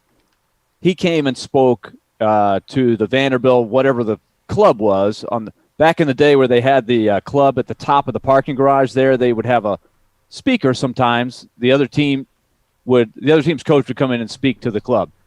He had a version of that joke, and he brought the house down. He delivered it perfectly. A virgin, it wasn't the same as John McKay, but it was the same idea, and he delivered it perfectly. So it's a funny joke, and I will tell you that the audience was smart enough to know that he didn't actually want to kill any of his players. Well, I will say this. I don't know why he went there, but as the saying goes, stick to your day job. Probably Brian Kelly should just stick to his day in job character. and just be a coach and who's probably crazy on the sidelines and not try to crack jokes. I knew it was going to go over poorly. I knew there was going to be so many people who have no clue of that reference, and they were going to go nuts. But Willie, as you've been saying, like honestly, like even if you don't know the reference, like you really think he's, I mean, did you take him literally? Like you really thought like Brian Kelly before they got on the bus was going to execute his team? I mean, really? Did anybody really think that? And I know, like, oh, you can't say that in 2021. It's like, folks, can we have a little bit of humor? I mean, it's just shocking already enough that Brian Kelly attempted humor. He should never do it again because it was an epic fail. But gosh, like, isn't it weird that he even tried it? Like, he is like one of the last coaches in the country I would have expected to try, an attempt at humor. Yes. Trying to be funny totally. on an interview after a game. Like, he is like one of the last ones in the country. And yet he went there. Like, I wonder why he chose to do that. He should have just doubled down at the press conference and said, yeah, I meant it. Yeah. Right now. Yeah. They're all in cuffs right now. Yeah. It's happening. Like the minute we're done with this. I know we won the game, but I meant it anyway. Are you sure you're not talking about the John McKay quote? No. I'm being serious. Our entire team needs to be executed. I mean, when the press conference is over, yeah, I'm going to go right now to my team, and bad things are going to happen. Yes, yeah, you should. But then that would have just got him in, more hot water. He just gave him the full Kevin Stallings and tell him what he's going to do to him once they get back to the locker room. Right. He dug the hole deeper. People keep doing that. And like I said, I wasn't offended. I didn't take him seriously. I was just like, it just was, stick to your day job. You're not funny. Just stop trying to be funny. You know what's crazy is his comments were all marred by a great game. Oh, great game. Awesome. Great game. I mean, I was glued to that game. It was fantastic. It was a really, really good game. The kid from UCF that Milton? came in. Yeah, that was awesome. Kenzie Milton. What a great story. Oh, man. What a great story. Did they, did he just take the job? Hey, the other guy played well. The other guy he did, but he turned the ball over. He did. He had some bad turnovers. That's going to be a good story. That's going to be an interesting story. So, I mean, I get it. You're bringing Milton in at the end of the game. That's somebody they hadn't really prepared for, all that. But, he looked good. And they really had a – the thing I don't get is Mike Norvell. I mean, it was a good challenge. I totally agree with challenging the play, but why'd you do it as he's winding up to kick? Right. Like you iced your own kicker. Good question. Yeah. Good question. Agreed. I mean, I totally agree with it, but do it before the field goal unit goes out there. Like somebody in the booth has to tell you sooner, hey, we need to challenge this. Yep. His arm was going forward, but you just iced your own kicker. Yeah. So Greg Mcelroy was on that too. He made a good call. Oh, yeah. Sure did. Iced his own kicker. Sure did. But he made how often do you see this? He made the kick on the practice shot. It wasn't a thing of beauty too. It kind of sliced back in there, but it went in. And of course, there's always the random fans. Like 5% of the fans start cheering like it's good, like it's for real. Like they don't realize, like 95% of the audience sees that the whistle's blown and everybody stops and it's a timeout. But there's that 5% that either at their first football game or don't understand the rules. We did it. We got, there's always those people that start cheering at their first. I love watching those people. Yeah. Yeah. Well, I was watching with a buddy and I said after he hit it, I go, oh, he's going to miss the next one. And he goes, you think? And I go, always happens. And then they go through all that, and he goes, well, this will be easier. I go, this one's going left. Just watch. Bam. And I give the Notre Dame guy credit because I've seen kickers who, they know that they're going to get a chance to make the winning field goal, and Notre Dame could not have played it more conservative. And Mcelroy pointed this out, too. He thought that they were wrong for doing that. I think the right approach is to try to score, try to get yards, get first downs. Yeah. Don't make the kicker just – I saw Woody Woodenhofer for Vanderbilt in the late 90s. He had that situation. He was down at TCU. TCU missed the field goal on the first possession. He put his kicker out there on first down. They didn't try to get a yard. Yeah. He put the kicker out there on first down and said, make this field goal and we'll win. He missed, and they lost in the double overtime. But Notre Dame did the next most conservative thing. They just ran it 3 times and kicked, but the guy nailed it. I thought he might miss that one. He did not. He made it look pretty easy. He did.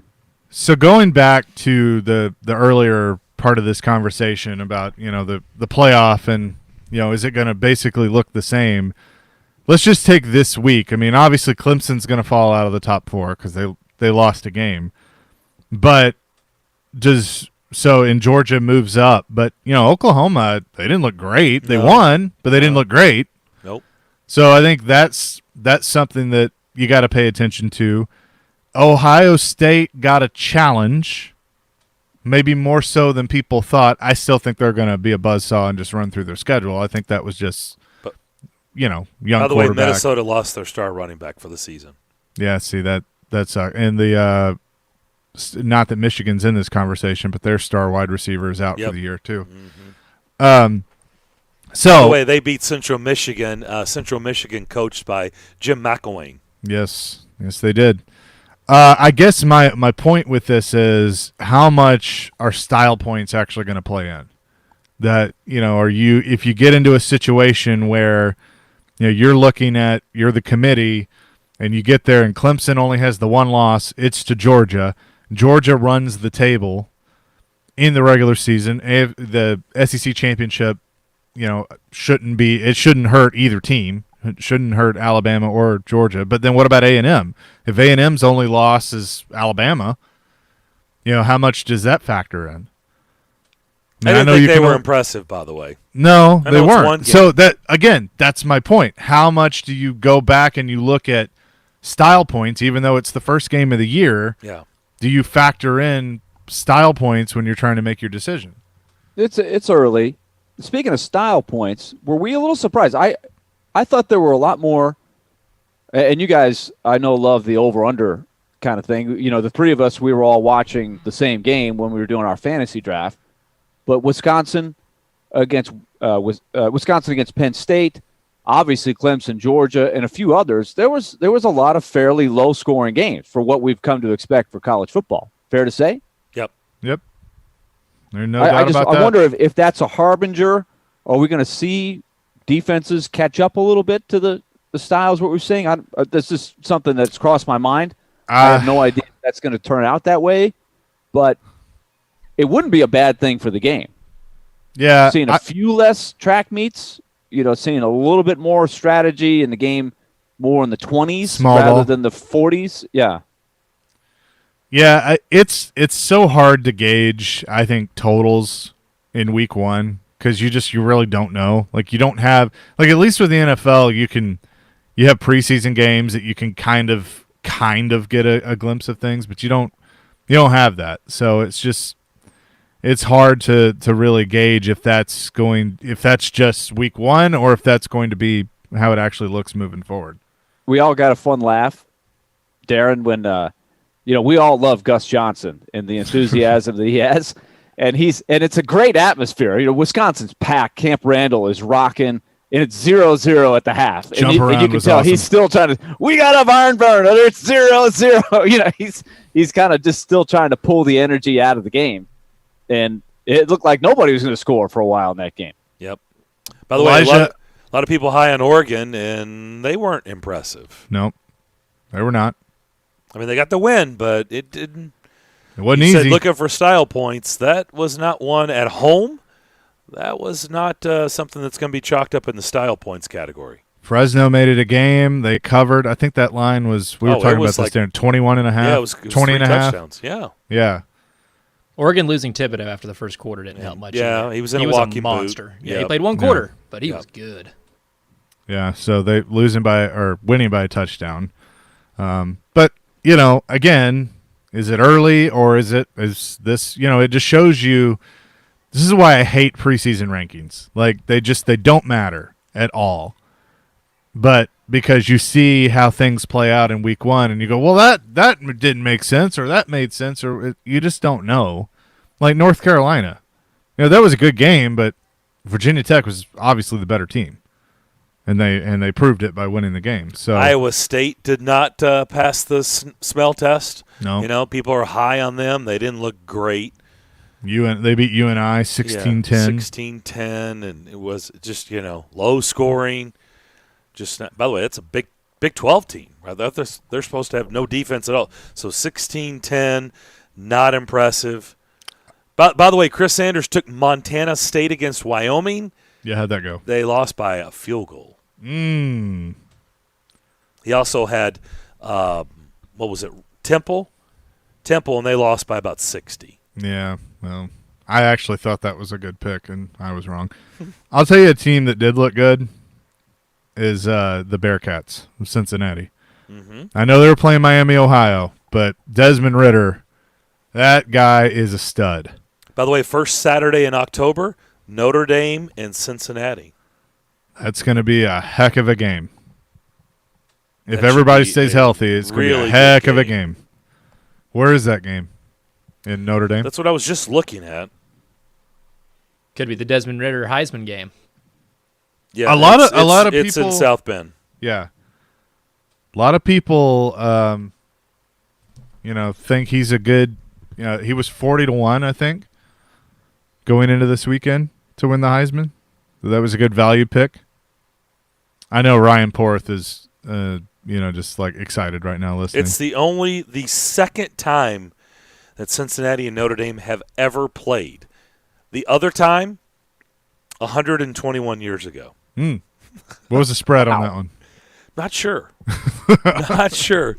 I think the Peaky Blinders are the ones that were doing the spreads. I was going to say, for that game. that's leather helmet right there. Yeah, 1900. 1900. Yeah. That's not even a leather helmet. That's no helmet. Speaking of leather helmets, the shot of Saban in the leather helmet, that was pretty fantastic. good. That was awesome. It's pretty good. All right, we'll come back. You tell us what you know. To Wick time.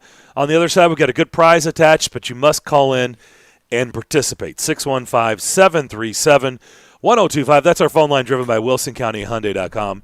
This is where you get in there and participate in the show to close out hour number 2. That's next.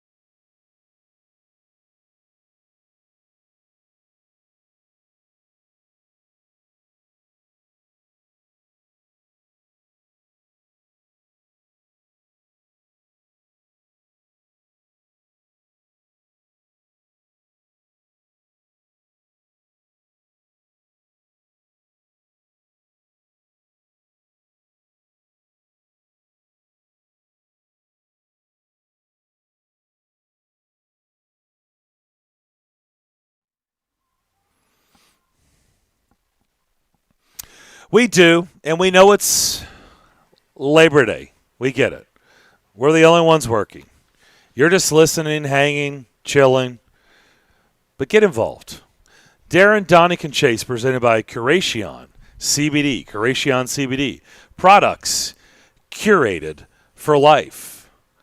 A pair of tickets to see Santana at First Bank Amphitheater on September 29th. That's what's on the line. But you must participate. All you have to do is just tell us what you know. It's an open canvas. Take it however you want. 615-737-1025. That's our phone line, driven by Wilson County Hyundai.com on this beautiful Labor Day here on this Monday, September 6th. By the way, we'll head east. We'll get a report on the Vols from Vince Ferrara coming up at noon. Who would like to start? I can start. Okay. This is what I know. We have got to figure out targeting in college football. It drives me nuts, and I know it's probably the most controversial penalty in maybe sports, but definitely college football. I understand the intent behind it, and I think that the intent is good. It's just to use Brian Kelly's word, the execution of it. The way that it's set up now, if they call targeting, it's a 15-yard penalty, and then it goes to review to decide if the player is disqualified or not. I'm at least glad that they look at it, but I still don't think that they always get it right. You're basically saying, as you try to eliminate hits to the head and make the game safer, which, again, I appreciate the attempt or the intent behind it, but half the time they stick with it. A kid gets thrown out. If it's the first half, he's out for the rest of the game. If it's the second half, he misses the first half of the next game. We all know how that goes, but it's a fast game. It's a dangerous game, and you can't tell me that every targeting penalty called, most of them are not, have malintent behind it. It's just a fast game. If it's egregious and the video shows you that, and I would think at this point we all know what's egregious and what isn't, then yeah, throw the guy out. But there were a couple of plays over the weekend that there were targeting calls, and they're ejected. And it's like, if you go back and watch it, like, yeah, I get the letter of the law, the rule. You're right. It was a hit to the head, but you can't tell me that that was the plan. It was just so fast that was the result. So, again, I understand the intent behind it. I hate the rule. It needs to be looked at. I'm not saying get rid of it altogether. Let's just figure out a way to make it more consistent, especially with all the replay angles and tools that they have available to try and do that. It was Ellis Brooks. We were all watching the game together, Penn State and Wisconsin, and it was Ellis Brooks who was ejected. It was a very controversial targeting call. James Franklin, of course, did not agree with the call. And I think the part that is really tough is, man, to me, to kick somebody who's vitally important to a team out of the game, and, oh, by the way, he's got to sit out the first half of their next game, man, right. You better make sure this is the right call. You better make sure that this is what the rule is intended for, because we all saw the play, and no, it does not look like that's what the rule was intended for. Now, I'll tell you what. It was, oh my gosh, I'm drawing blanks. Who was the guy on Fox? Joel Klatt. Joel Klatt. Joel Klatt went nuts. And he really went on a soapbox about this. And we all agreed. Like, that is not what the rule is there for. Like, you watch that play, and it's like, come on. Like, if you want to call a penalty, fine. But to kick him out of the game in a really good football game, a tight game, and now Penn State loses a critical member on defense, and they've lost him for the first half of their next game, that is not – like, everybody gets what targeting is now, and I think that's what we were talking about, right? Like, it's not like these kids are like, what? Oh, we can't do that? Like, everybody knows what you can and can't do. I just don't think that's in the spirit of what they were trying to do. That, to me, was a really bad call. I don't like it. I agree with Joel Klatt. I agree with James Franklin. That's just a big spot to take an important player out of a game when realistically you see the play and you're like, come on, that's like football. He's not trying to hurt anybody. Right. It just, I think it's hurt the game because you never know with any play that they're going to call it and you go, oh, well, this could be a game changer. I mean, the other night there were a game. What game was it that I was watching? I mean, it changed the outcome of the game because it put. I've watched so much football, I'm just completely blanking. But how a lot of times you see this happen, and it basically takes a team from their driving and either they're in field goal range and it puts them in more of a, hey, they can get to the end zone and end it, or it takes them out of field goal range. I mean, it changes the outcome of the game. And there's huge ramifications when you call that. There's no question about it. I saw Vanderbilt beat Georgia in Nashville on a very questionable targeting call with the old rule before you could even go back and look at it and correct it for being wrong. And speaking of Vanderbilt, that'll be this is what I know. Boy, I went to the game on Saturday, and my expectations were measured. I wasn't looking to be wowed by the first game, but it was just shocking. It was stunning how badly they were outplayed for 60 minutes by East Tennessee. East Tennessee State looked like a pretty decent team for their level, but the thing that jumped at me more than anything else was the physical nature. The Commodores were sort of overpowered on both sides of the ball. Like physically, they could not protect the quarterback, whether it was Mike Wright or Ken Seals in the game, and they got absolutely zero pass rush on East Tennessee State's quarterback. It was absolutely stunning. The entire game, they couldn't block him. So I don't know what happened. That just shouldn't happen, based on what I saw from these guys last year. Like it was bad last year, but not that bad. So I don't know if he was too hard on him in the preseason and wore him down physically or something, trying to get the battle level up, the competitive level.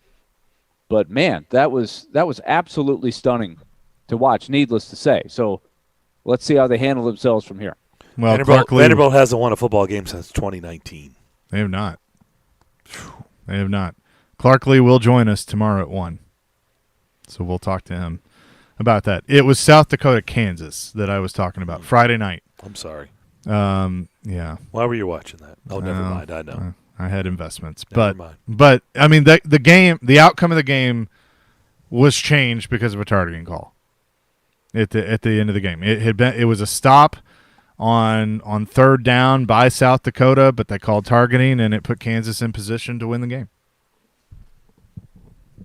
So yeah, they got to do something about it. The question is, I don't know, what is it going to take for them to realize? The question is, they need to do something about it. Have the players got to the point to where they know that you can't do that? The answer is can't yes. headhunt anymore. And if they have, then maybe it's time to relax the rule a little bit. You can still have a 15-yard penalty, but let's give the player the benefit of the doubt and not have to eject the guy anymore. Unless that it's might be egregious something to talk about. And we should be able to determine if it's egregious or not, right? I mean, we should be able to look at a play and use some common sense and say, okay, that's a guy that thought he was playing a game 15 years ago, okay?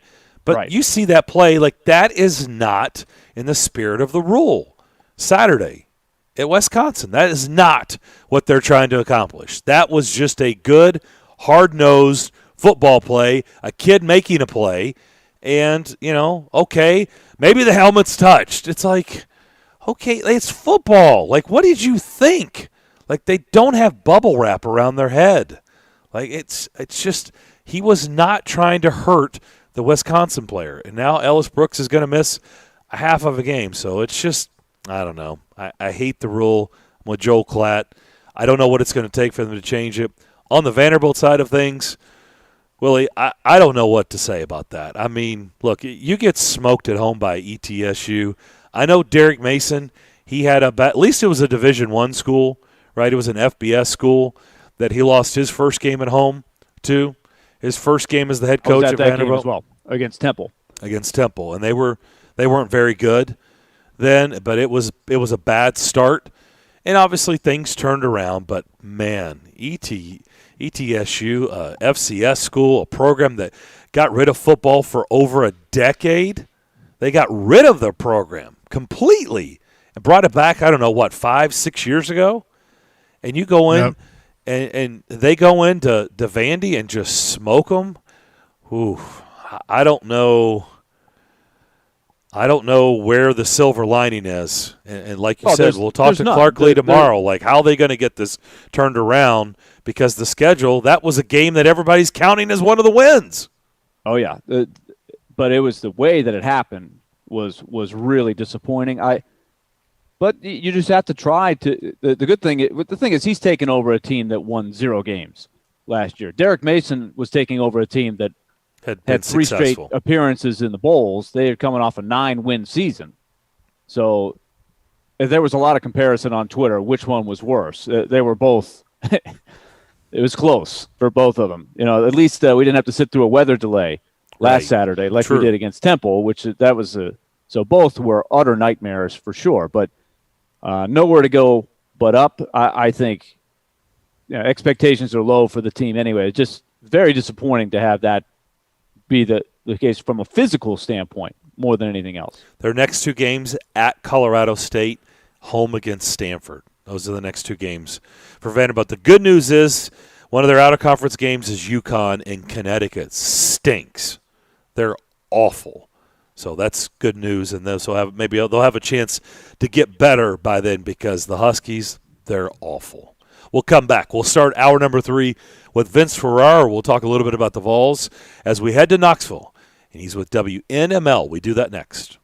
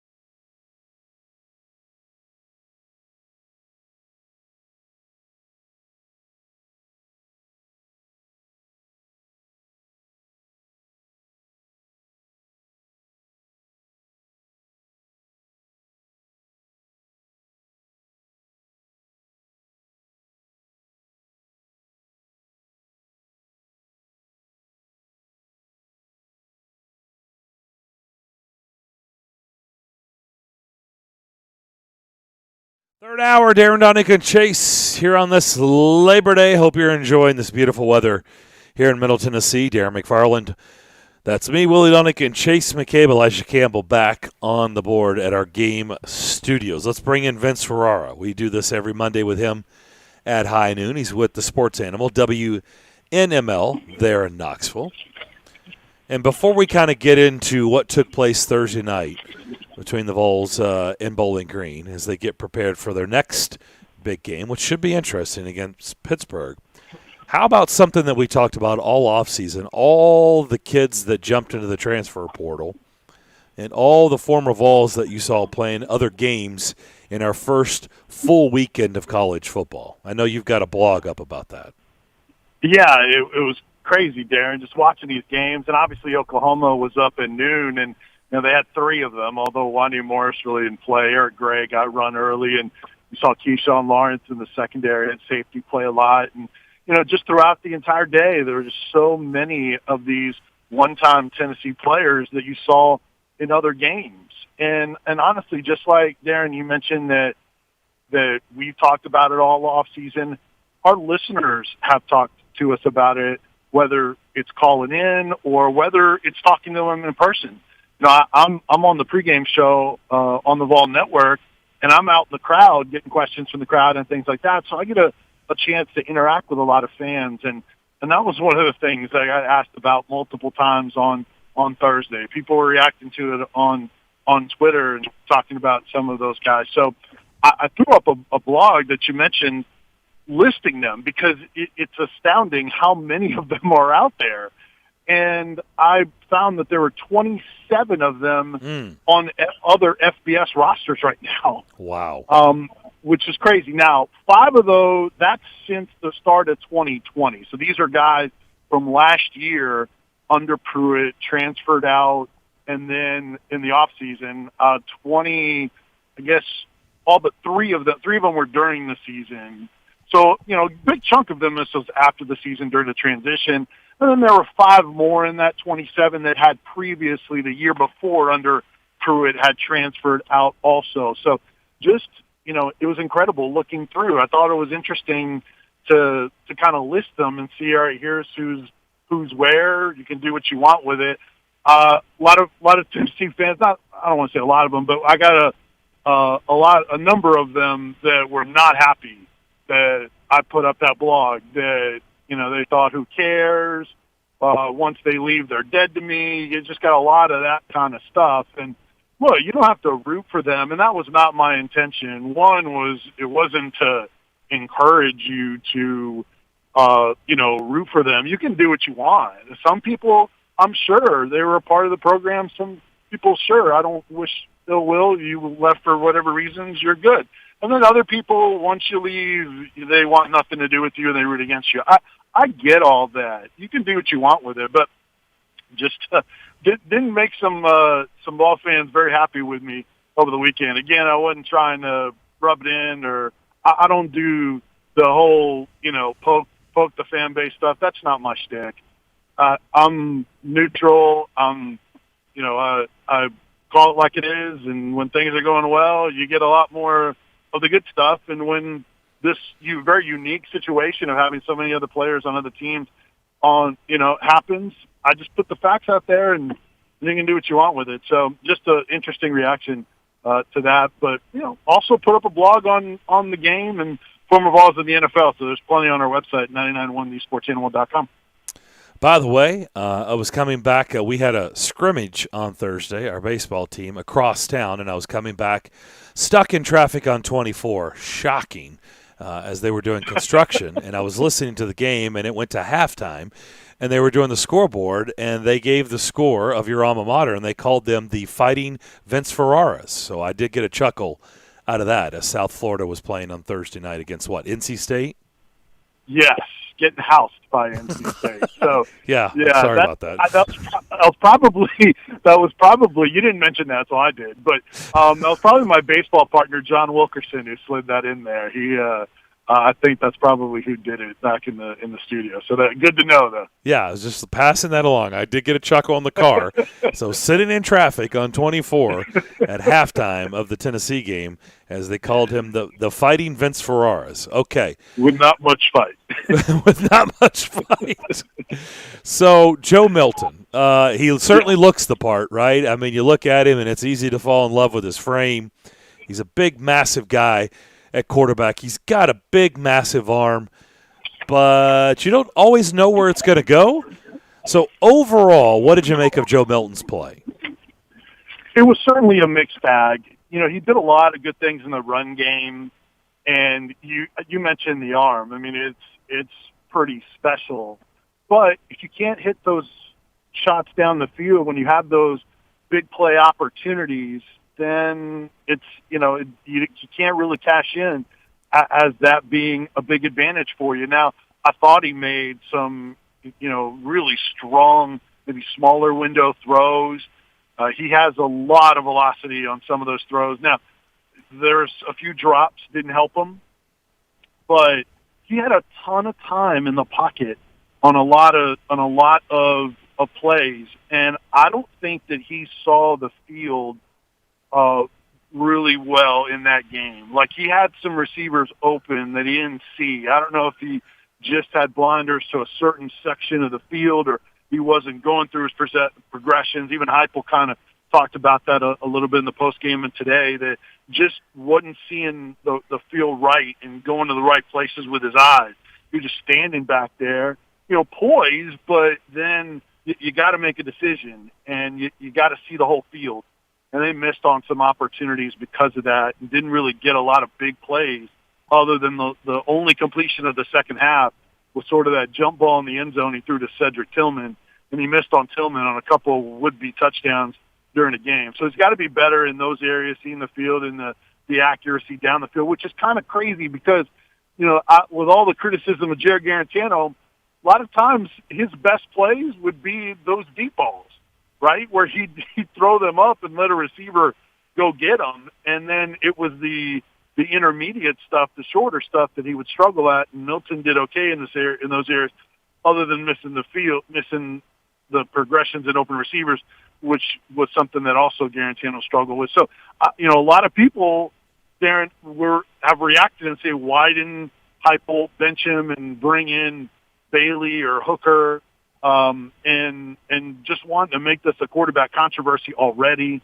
I don't think it was that bad. I thought he still did a lot in the run game, and he was a good part of the tempo. He was ready to go, and you got to see if he can correct those things just after game one. So we're not going to learn anything from the Texas Tech game in Week 3. We certainly didn't learn anything in the Bowling Green game. But I think this weekend has got a real shot, and I think it's got the early kickoff of, trying to learn a little bit more about this Josh Heupel and Tennessee team, because Pittsburgh, albeit against UMass, I mean, they shredded UMass on Saturday 51-7. This should be a test, and by the way, I'm really glad that they're honoring Johnny Majors. I think they're even calling it the Johnny Majors Classic. So that's nice that they are honoring him. But what do you make of this test for them in Week 2? In fact, I haven't looked. Chase, have you looked at your site? Is Tennessee? I would suspect they may be an underdog. Maybe. Yes. Pitt is a 1.5 point favorite. Okay. The opening line. So what do you make of this game on Saturday? Well, you're right. It is much more of a test, and this Pitt team always can rush the passer. Now, they lost some really good pass rushers to the draft, but they've still got some really good ones on that D-line, and obviously they had a really good performance against UMass. But they've got good linebackers and guys that I've heard and read about in the off season that seem to play well in game one. They've got a super experienced quarterback in Kenny Pickett, who Josh Heupel kind of joked about. He's like, I can't believe he's still playing because he's been around so long. And another interesting aspect of it is Heupel has played Pat Narduzzi Pitt teams twice in his career, and both of them at UCF, one a win and one a loss. So there's some familiarity there in what those two do and how they coach on the other side. But Pickett, you can run the ball, had a good running and passing game against UMass. That was the case last year, really experienced. They've got two really good running backs that are listed as starters and, and a couple of others, including a freshman that are in the mix there. They've got some talent. They're probably average to above average in the ACC. Not probably elite, but much more formidable. And because they're always really physical, this will be a massive jump at the line of scrimmage, an area that Tennessee really controlled on both sides against Bowling Green. But Bowling Green, as we talked about, doesn't present much, and it's probably a bigger drop-off at the line of scrimmage. So that's where the game will change the most. And by the way, a couple other quick things. This is the first time that an ACC team has come into Neyland Stadium to play Tennessee since 2003 when Duke came to Neyland Stadium. And it's the first Power 5 team to visit Neyland Stadium since, I think it was 2015, Oklahoma. That big Oklahoma game where Tennessee had a chance early and decided to kick a field goal at the 1-yard line instead of trying to punch it in. And that really started people in the other direction on Butch Jones with that missed opportunity with Baker Mayfield and the crew. But yeah, really interesting prove it type of game. And I think very much so, like the line says, a 50-50 type of game. Well, the line that I have on BetMGM is Tennessee is +3. Really? Wow. So it's a 3-point game now. Well, maybe it's moved because that's what I saw yesterday. So maybe that line is moved. Talking to Vince Ferrara. And Vince, what did you think of the overall just look of Josh Heupel's way of doing things? The tempo, how he wants to go about things. Did they look organized? All of the things that you look for signs. We know it's early and there's a lot of growing that they've got to do, and the talent is what it is right now. But what about the structure of a Josh Heupel coach team? What were your first impressions? Well, it's a good question, Willie. I think that was one of the more promising things in the game is that there were a number of the positives that you can point to that are directly connected to coaching. One of them is knowing what to do. I mean, you guys have seen it. A lot of our listeners have seen it. We certainly have seen it watching it Tennessee as much as I have. It is so often under Jeremy Pruitt, players are bouncing around looking like where we're supposed to be, running onto the field before the snap, looking around out of position, just not knowing where they're supposed to be and what they're supposed to do. We didn't really see any of that on either side of the ball. The defenders have talked about being a little bit more simplistic. Theo Jackson reiterated that in the post game, that they're able to play faster because that it's a little bit simpler defense. They know what to do. And then also on offense, you don't have receivers trying to cross field when you're trying to run tempo. Guys knew where they're supposed to be and what they're supposed to do, and that doesn't guarantee you anything, especially when you elevate your competition. But at least it gives you a fighting chance, right? If you have guys out of position, you're basically playing with a man down. You're in the penalty box. You're in the penalty kill basically on a play. So it's just we saw too much of that in years past, and that was cleaned up. You mentioned the tempo, those receivers knowing what to do, the center sprinting to the ball to be ready for the snap, the quarterback knowing what the call is, Josh Heupel and the coaching staff. Before plays are over, he's already calling in the next play. And they ran, in their first 2 touchdown drives, they scored touchdowns on a grand total of 20 plays in 5 minutes. And so, I mean, that's like 15 seconds to run a play, get lined up, and get the snap off. It was incredible elite speed in their tempo. That's a positive. And another thing connected to the coaching is this Tennessee team last year especially had difficulty making halftime adjustments or seeming like they made halftime adjustments. On Thursday, they looked like they came out with a plan, and they played better in that opening possession of the third quarter. 8-play, all runs, touchdown drive. and that really separated from Bowling Green, and they looked good coming out. That speaks well to what happened at halftime with adjustments. So those are all, I think, very much positives in terms of the coaching staff. Vince, we knew that they were going to do the up-tempo thing, but, man, it really is eye-popping because it does harken back, and I've watched some of Josh Heupel's teams at UCF. They literally don't have time to discuss the play before. The announcing team, they have to go on. They have to do a split screen to try to show you the last play. It's going to take a little getting used to, and I do wonder how effective that will be. There are teams that run sort of a hurry up and high tempo, but this is a blinding speed. I mean, this is like Loyola Marymount back in the day. Absolutely, and I actually tweeted about that during a game, that how different this must be for Tennessee fans watching this, considering what they were watching before. It is such a you could not get more drastic. Tennessee was one of the slower tempo teams last year to as fast as it gets. They ran 88 plays in the game, and some Heupel teams have run even more. Now, when you don't have any success in the second quarter and things kind of slowed down, that hurts your plays. And then it also turns around and gets your defense back on the field. So that's something that they're trying to account for by rotating. They rotated, I think, 11 defensive linemen, and they had a second-team linebacking crew that rotated in a little bit also. So you have to kind of be able to manage it if you don't have success. But if you do, it can really be a huge advantage, an equalizer for you. And, Heupel, he has it down, and just a matter of being able to hit on some of those throws and get those splash plays. You can't just dink and dunk your way and expect to be successful that way. You still want to have some of those splash plays with it. But you're right.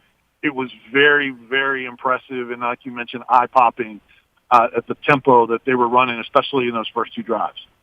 We're talking to Vince Ferrara, 99.1, the Sports Animal in Knoxville. So looking at the rest of the SEC, Vince, I mean, we've obviously spent some time talking about that, and we know Ole Miss will play tonight, talking about up-tempo offenses. But Vanderbilt loses to ETSU. You have Alabama rolling over Miami, Georgia with a big win over Clemson. What were some things that stood out to you about the rest of the SEC? Well, obviously, I know Vanderbilt is a struggle, especially in Cluckley's first year. But, man, to lose to ETSU is just an awful look. I know you guys have talked about it already, so I don't want to harp on that. And then, Mississippi State being on the brink against Louisiana Tech, that 20-point comeback in the fourth quarter, I think their biggest comeback they've ever had, and that would have been ultra embarrassing, not a good look. I don't think Arkansas looked very good in their game either. Alabama looked so dominant. Bryce Young looked like the best quarterback in the country to me, and he was, because it was a little bit more wide open, that's where I went in terms of my preseason Heisman pick. He's got to do a lot more, but it didn't surprise me that they housed Bama. Giving Alabama the points in that game was I think, one of the easier things in week one. And then, Georgia to be able to win without an offensive touchdown and to absolutely demoralize and crush Clemson like they did, crush them in terms of dominating at the line of scrimmage, not necessarily the scoreboard. Man, and here's another thing, just connected back to Tennessee real quick, Chase. I've heard so many people say, well, it was Bowling Green. I mean, what are you going to do against Georgia and Alabama? Well, I'm not expecting them to do that against Georgia and Alabama. They're kind of like on another level to me. Tennessee season is going to be determined on what they do against Kentucky, Missouri, South Carolina, Pitt, some of these other teams, maybe even a Florida. I'm not measuring them and their success based on what they can do against Georgia and Alabama. And good luck with their fronts, regardless of your offense this year. So can't wait to see Ole Miss tonight. It's a shame Lane Kiffin's not going to be there for that, but it'll still be interesting with Matt Corral. So yeah, just a lot of games, a lot of interest. Oh, love Kentucky's quarterback too, man. Levis looked like the real deal for sure. Yeah, and so okay, you just mentioned the two teams that I was going to bring up. Florida, Yeah, I think most people would put Florida in a tier above Tennessee. I don't think they looked great against Florida Atlantic. They won the game 35-14. Again, how much do you take away from one game? But that's certainly something to monitor. But Kentucky, to me, I actually had Kentucky finishing second in the SEC East. I thought Kentucky looked pretty good against UL Monroe. Only gave up the 10 points. And that's a game that for years Tennessee fans would go, okay, cool, got that one. I don't think you can do that anymore, and you haven't been able to for a while. No, I agree with you. And I moved, and you had mentioned that you had them second in the East, and I still was hesitant on that. And look, it's early, like you mentioned, but I actually moved Kentucky up to third in the East because of what I heard about Levis and being the real deal and having that passing attack and just a wide receiver threat now, and just having that element that they have not had. And Mark Stoops is such a terrific coach, so that was a difference maker with them in Missouri. I don't think Missouri looked very good. Obviously, LSU was disappointing, and then Texas A&M I don't think looked great. I expected more from Haynes King.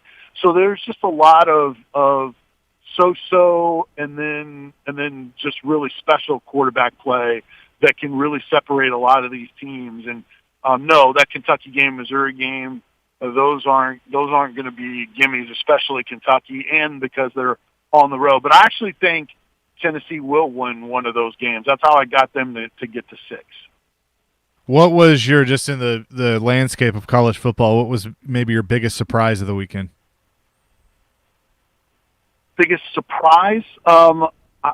Florida State playing as well as they did last night, and the story of Milton, which we asked Josh Heupel about today. I mean, coached him, and he was really featured a lot in a outgoing video when he was leaving UCF, and Heupel was really emotional, and you could tell how proud he was of him. And he said Milton is the only guy that could have done what he did to come back from that. I didn't expect Florida State to play that well. I guess maybe all of the FCS teams that got wins, including obviously ETSU and Montana to Washington, and on and on. Those would be a couple, and then also North Carolina losing. I didn't see that coming. I thought they would be one of those kind of sleeper contenders for the college football playoff, but obviously that's not the case. And then I didn't think Clemson would look that bad. I thought it'd be a defensive game. But I didn't think that game would play out like that. That was a big surprise for me. Well, Vince, it's going to be fun to see how it all plays out Saturday against Pittsburgh. Appreciate the time, as always, and we'll do it again next Monday at noon. All right, you guys are the best. Appreciate you. Have a great week.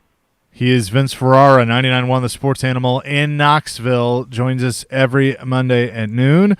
And we will have much more here on this Labor Day. But, Darren, are you ready to talk about DraftKings? I'm absolutely ready. Awesome. I've got the grill fired up. It is time to get the tailgates going, right? The NFL is back. Titans are hosting Arizona at Nissan Stadium on Sunday.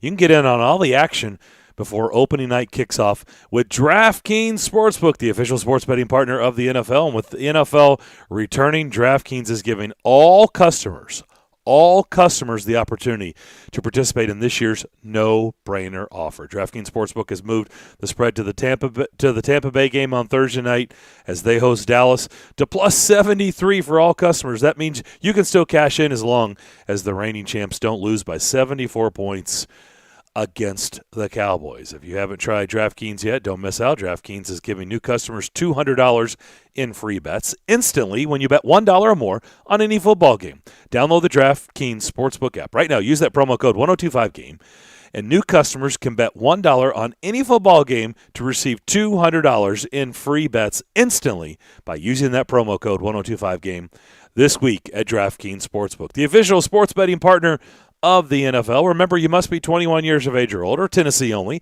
Free bet promotion for new customers only. A minimum $5 deposit. Max wager limits apply. One per customer. Restrictions do apply. See DraftKings.com/sportsbook for details. If you or someone you know has a gambling problem and wants help, call or text the Tennessee Red Line, 1-800-889-9789.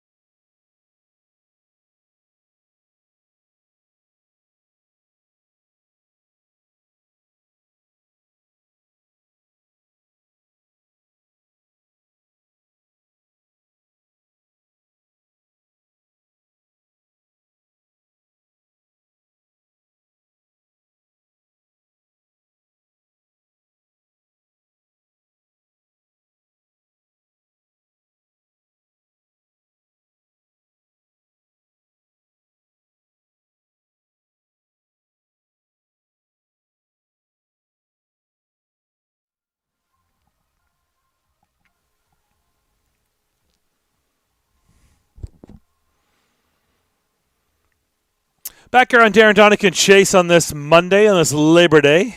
It's presented by Curation CBD products curated for life.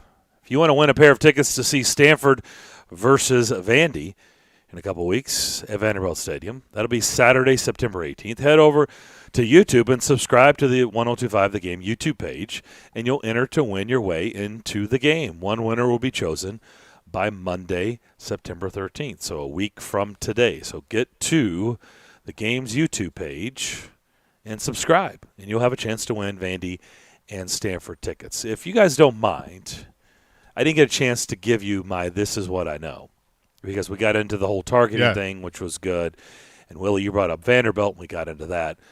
But let me just say this, and I'm going to be careful because I understand it's a sensitive subject, but this is kind of where I was going with This Is What I Know. And I saw where Mcelroy has given his support to Naomi Osaka. Okay, she lost in the third round, the U.S. Open, and she yet again had she had moments during the game where she was slamming her racket, and I think she got booed there for a while, and she had yet again another tearful press conference, and she said that she's going to take a break. She lost to 19-year-old, I think it was Leylah Fernandez, in the third round of the U.S. Open. I will say this. I don't know what she's going through, and I know she deals with anxiety and everything. She's on a big stage. After seeing these press conferences, one after another, it's hard to watch.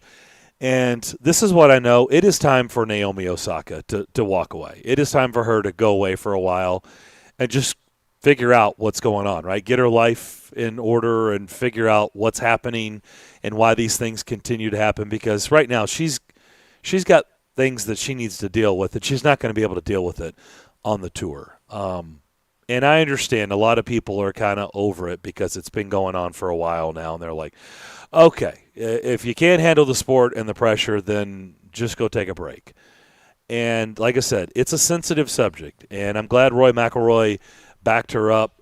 But I will say this, if I'm being honest, and maybe this will rub people the wrong way and some people will be upset with me, and that's fine. I'm just trying to give you my honest opinion.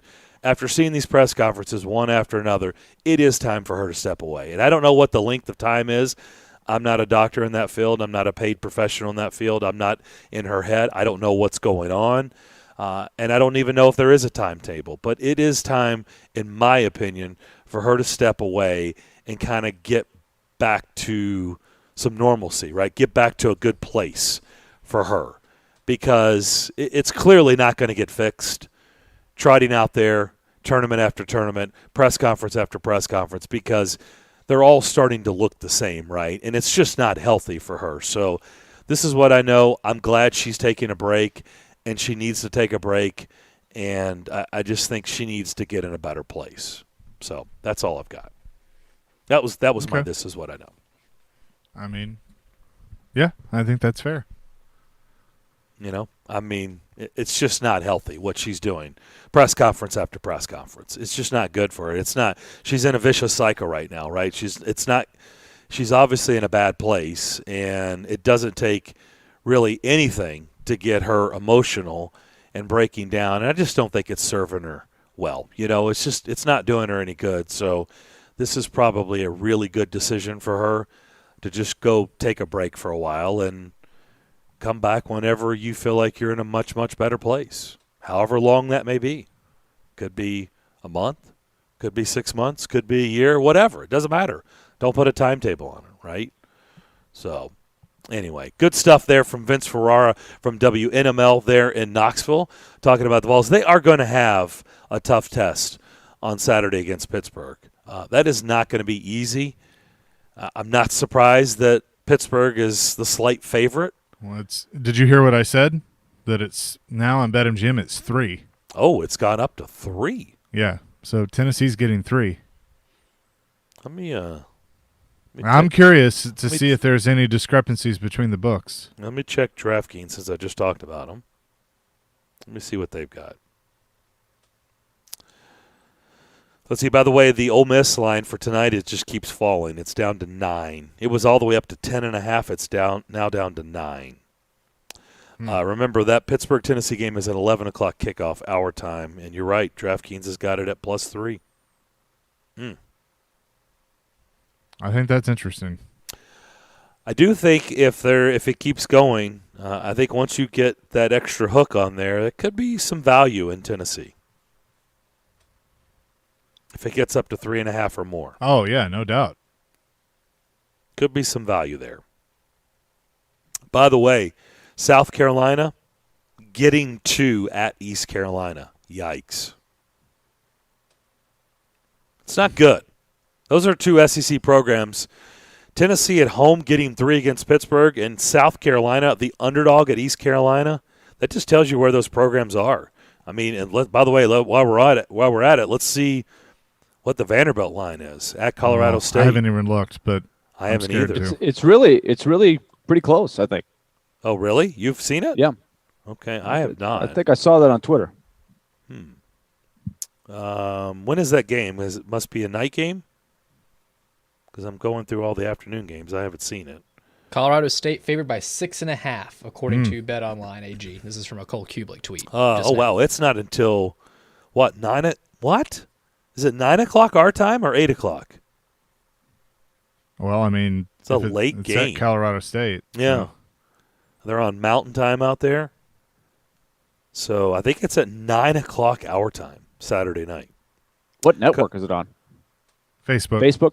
Whatever FCBK is. Colorado State is favored by 7 at DraftKings. Yep. Once again, if that gets up over with that extra hook, maybe there's some value there too. I don't know. Maybe not. Maybe not. Maybe it needs to be in the double digits, maybe. I don't know. I feel like there's got to probably be something. There's got to be something better. But, man, it was just so strange to watch. They had a touchdown called back at a key time that might have sparked them a little bit. Vanderbilt did, but there were just a lot of drives that went nowhere. They had a lot of penalties. I know Clark Lee had to be really disappointed. He preached a lot about not beating yourself. You know, he knows he's got limitations in his talent. They don't have a guy on their team that's a game breaker on either side of the ball. He inherited that. That's got to change over time. They need better players. That's the long-range thing. In the meantime, he's trying to build a team that gives themselves a chance. And the physical limitations really showed up, more so than I thought. And on top of that, they made a lot of mistakes. They had an illegal man downfield call where the offensive lineman went way over the line of scrimmage on a run-pass option that was a touchdown that would have made it 13-10 and given them some life. But they just had a lot of drives that went nowhere. So this is a team that scored a fair amount of points at times last year. That's what was really shocking, is you just didn't see a Cam Johnson and some of the other guys who had some production last year really get going. Most of the yards they got were late in the game when they were way behind, and then the turnovers really hurt them. That was a problem for Ken Seal. So we'll see if they can look like a different football team out in Colorado next week.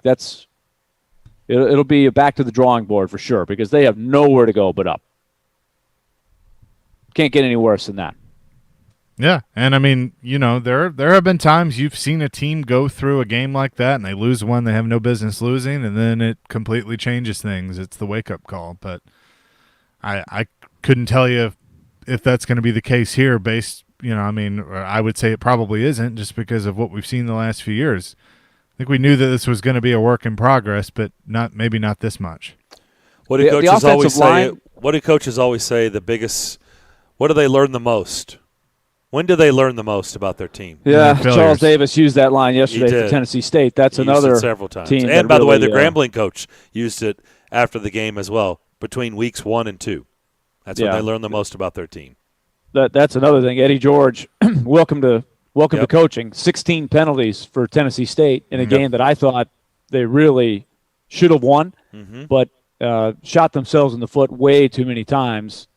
It had to be. I mean, you could tell it was really getting to him stress-wise. But For Vanderbilt, it all starts up front. Like there's no way they can win a football game against anybody. I don't care if it's UConn or anybody else if they can't protect more. Remember last year they had a lot of offensive linemen opt out, and this is what I asked Coach Lee last time he was on with us about some of the guys that opted out last year. What do they look like coming back in? He really didn't choose to go down that path. He said, "Listen, I inherited every player, so I didn't prejudge any player." But their offensive line play was brutal. Ken Seals was on his back foot the entire game. I didn't think he handled the pressure very well. Mike Wright was able to escape a few times, but if they can't create a better, pocket for the passer, they're just not going to beat anybody. I don't care what your offensive system is, and it was just hard to see what they were trying to do. Nobody was popping open. They didn't scheme their way into any big plays. It just nothing. No flashes, no sparks of anything that looked good. It was extremely frustrating for 60 minutes. I mean, that's the thing. And I'm not trying to rip them here. You're not hearing me say they've made a big mistake or anything like that. It was just shocking, I think, even to Clark Lee. It had to have been. To everybody involved with the program that it was that much of it. Because they didn't just lose. They got beat for 60 minutes by that team. Yeah. There was never a... execution-wise, on down the road. There was never a point that you thought, okay, they're going to turn this around. It just ETSU I thought they were going to turn. I thought they were going to turn it around. It was a very slow unfolding game. Vanderbilt was up 3-0. I thought, okay, the cream will rise to the top. Eventually, they'll bust a couple of plays here against this team. But if anything, it was ETSU that kept getting stronger during the game, and Vanderbilt never got on track. As it was, the defense was hanging in there. They were getting some stops. They were up 3-0. Then it was 7-3. It was 10-3 at the half. And you're thinking, okay, still got a half to get this going. But then in the beginning of the second half, ETSU just was able to just pound it at them. Right. And get ahead. And, Vanderbilt just never had any answers. We'll come back. We talked about Eddie George and his debut. It was on NFL Network. We watched it. By the way, their next game will be in Memphis on Saturday as Tennessee State and Jackson State will do battle. How about that? I'm surprised that game, and I get it. It's in the middle. It's not it's not on a different day like yesterday. But I'm surprised it's not on. One of the networks isn't going to carry that with Eddie George and Deion Sanders. But Tennessee State and Jackson State in Memphis on Saturday night at 6:00. But we'll get into that on the other side. You mentioned it. Marred by 16 penalties by the Tigers. Not exactly a great debut for Eddie George, but we'll talk about it to close out hour number 3 of Darren, Daunic, and Chase next.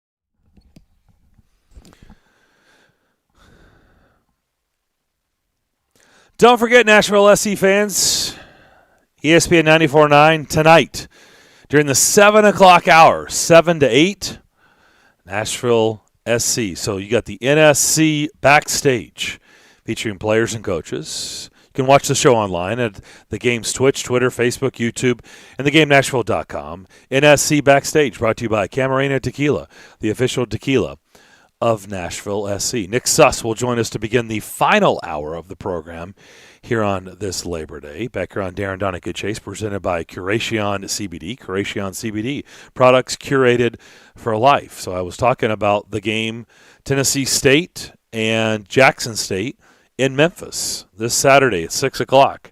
So it'll be the second game for Eddie George and the Tigers. Look, this is why they brought him in. I watched pretty much the entire second half of the game against Grambling yesterday on NFL Network. They were playing the game in Canton, Ohio at the Hall of Fame. And, you know, this is why they brought in Eddie George, to get exposure like this. They're getting the exposure. He's got Hugh Jackson at his OC. He's got Brandon Fisher as his DC. There was a lot of FaceTime, a lot of TSU love. But as we also talked about, this is the part that Eddie George is going to have to figure out. Like, all that is great, right? This got this big name, and a name that people can identify, especially football fans, especially in these parts, and say, wow, Eddie George is the head coach at Tennessee State. But all that's great now, but at some point it will get to a level where people are like, okay, all that was great, and yes, they had a game on NFL Network, and yes, you know, they play Deion Sanders in Memphis, and yes, this and that were happening, and TSU got this love, but if they're not winning the games, all that will go away. And I don't know when that is, but I'm just saying at some point, there's still a pretty huge learning curve for Eddie George, the head coach, because his team, Willie, as you mentioned, very undisciplined. I thought they were actually the better team, but they lost 16-10, and they had 16 penalties to boot. Yeah, and if you watch the game, it was very frustrating because every time they would make a good play and look like they were going to get something going, they would take a couple of steps back with a big mistake. And after all of that, they still had a play where they punted the ball deep, they pinned Grambling back at the 1 or 2 yard line, got the ball back, had a big punt return to about the 19-yard line, but there was a hold, actually 2 holds. 2 guys grabbed jerseys. You know, it wasn't blatant, but when you grab the jersey, it's going to get the officials' attention. But they still, even after the holding penalty, had really good field position. They had a shot, but they just didn't do anything with it. Their offense did not look in sync at all. They could not complete a pass when they needed to. But they had the one play, Darren. You remember this, right? It was a desperation, broken play. I think it was 3rd and 23, where a guy's open in the end zone, and the defensive back makes a great recovery and leaps and bats the pass away. Otherwise, they might have had a miracle win, despite all of their issues. I thought most of them were on offense. I thought the defense played a pretty good game when you get down to it. But that's that's the thing that we talked about a lot with Eddie, and it's very, very early, is the fanfare and the winning the press conference is one thing, but we know what the challenges have been for Tennessee State, and we're not even getting into the OVC yet, where there's some really good teams. You know, that's a separate category than just playing the HBCs, which I think are always going to get, especially as long as Deion and this theme is out there. I think there's a real trend right now of showcasing a lot of the HBCs, which I think is a great thing. Like yesterday that was a great atmosphere. The bands were out there. You're in Canton, Ohio at the Hall of Fame. Outstanding showcase. And meanwhile, I don't know what, Deion and Jackson State was playing at the same time against Florida A&M. So that was a really cool day going on. I enjoyed watching pretty much the whole game. But it's a long season. They've got to get a lot better. They've got to get in sync if they want to have the effect that they're looking for. Well, and I'm curious, too, what conversations Eddie's having this week. I mean, because, we all recognize he's new to this, so there are things that he's going to learn as he goes, but we've also recognized, his staff.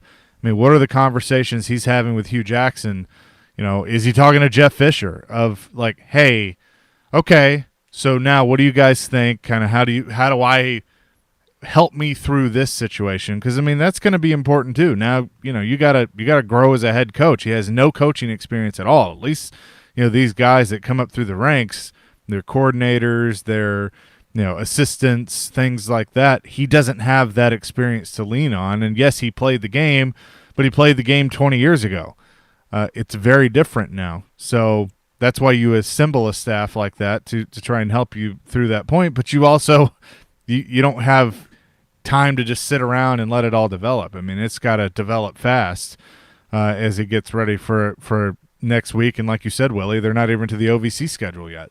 Which Austin P is really good, and Austin P is at Ole Miss next week, which will be an interesting game. But yeah, the scheme didn't look good from an offensive standpoint. They didn't protect the quarterback very well. They didn't pick up blitzes very well. A lot of the plays were broken plays, where some of their better plays were the quarterback just escaping and getting some yards. They used a couple of different quarterbacks. Neither one of them really could get comfortable and get in a rhythm passing.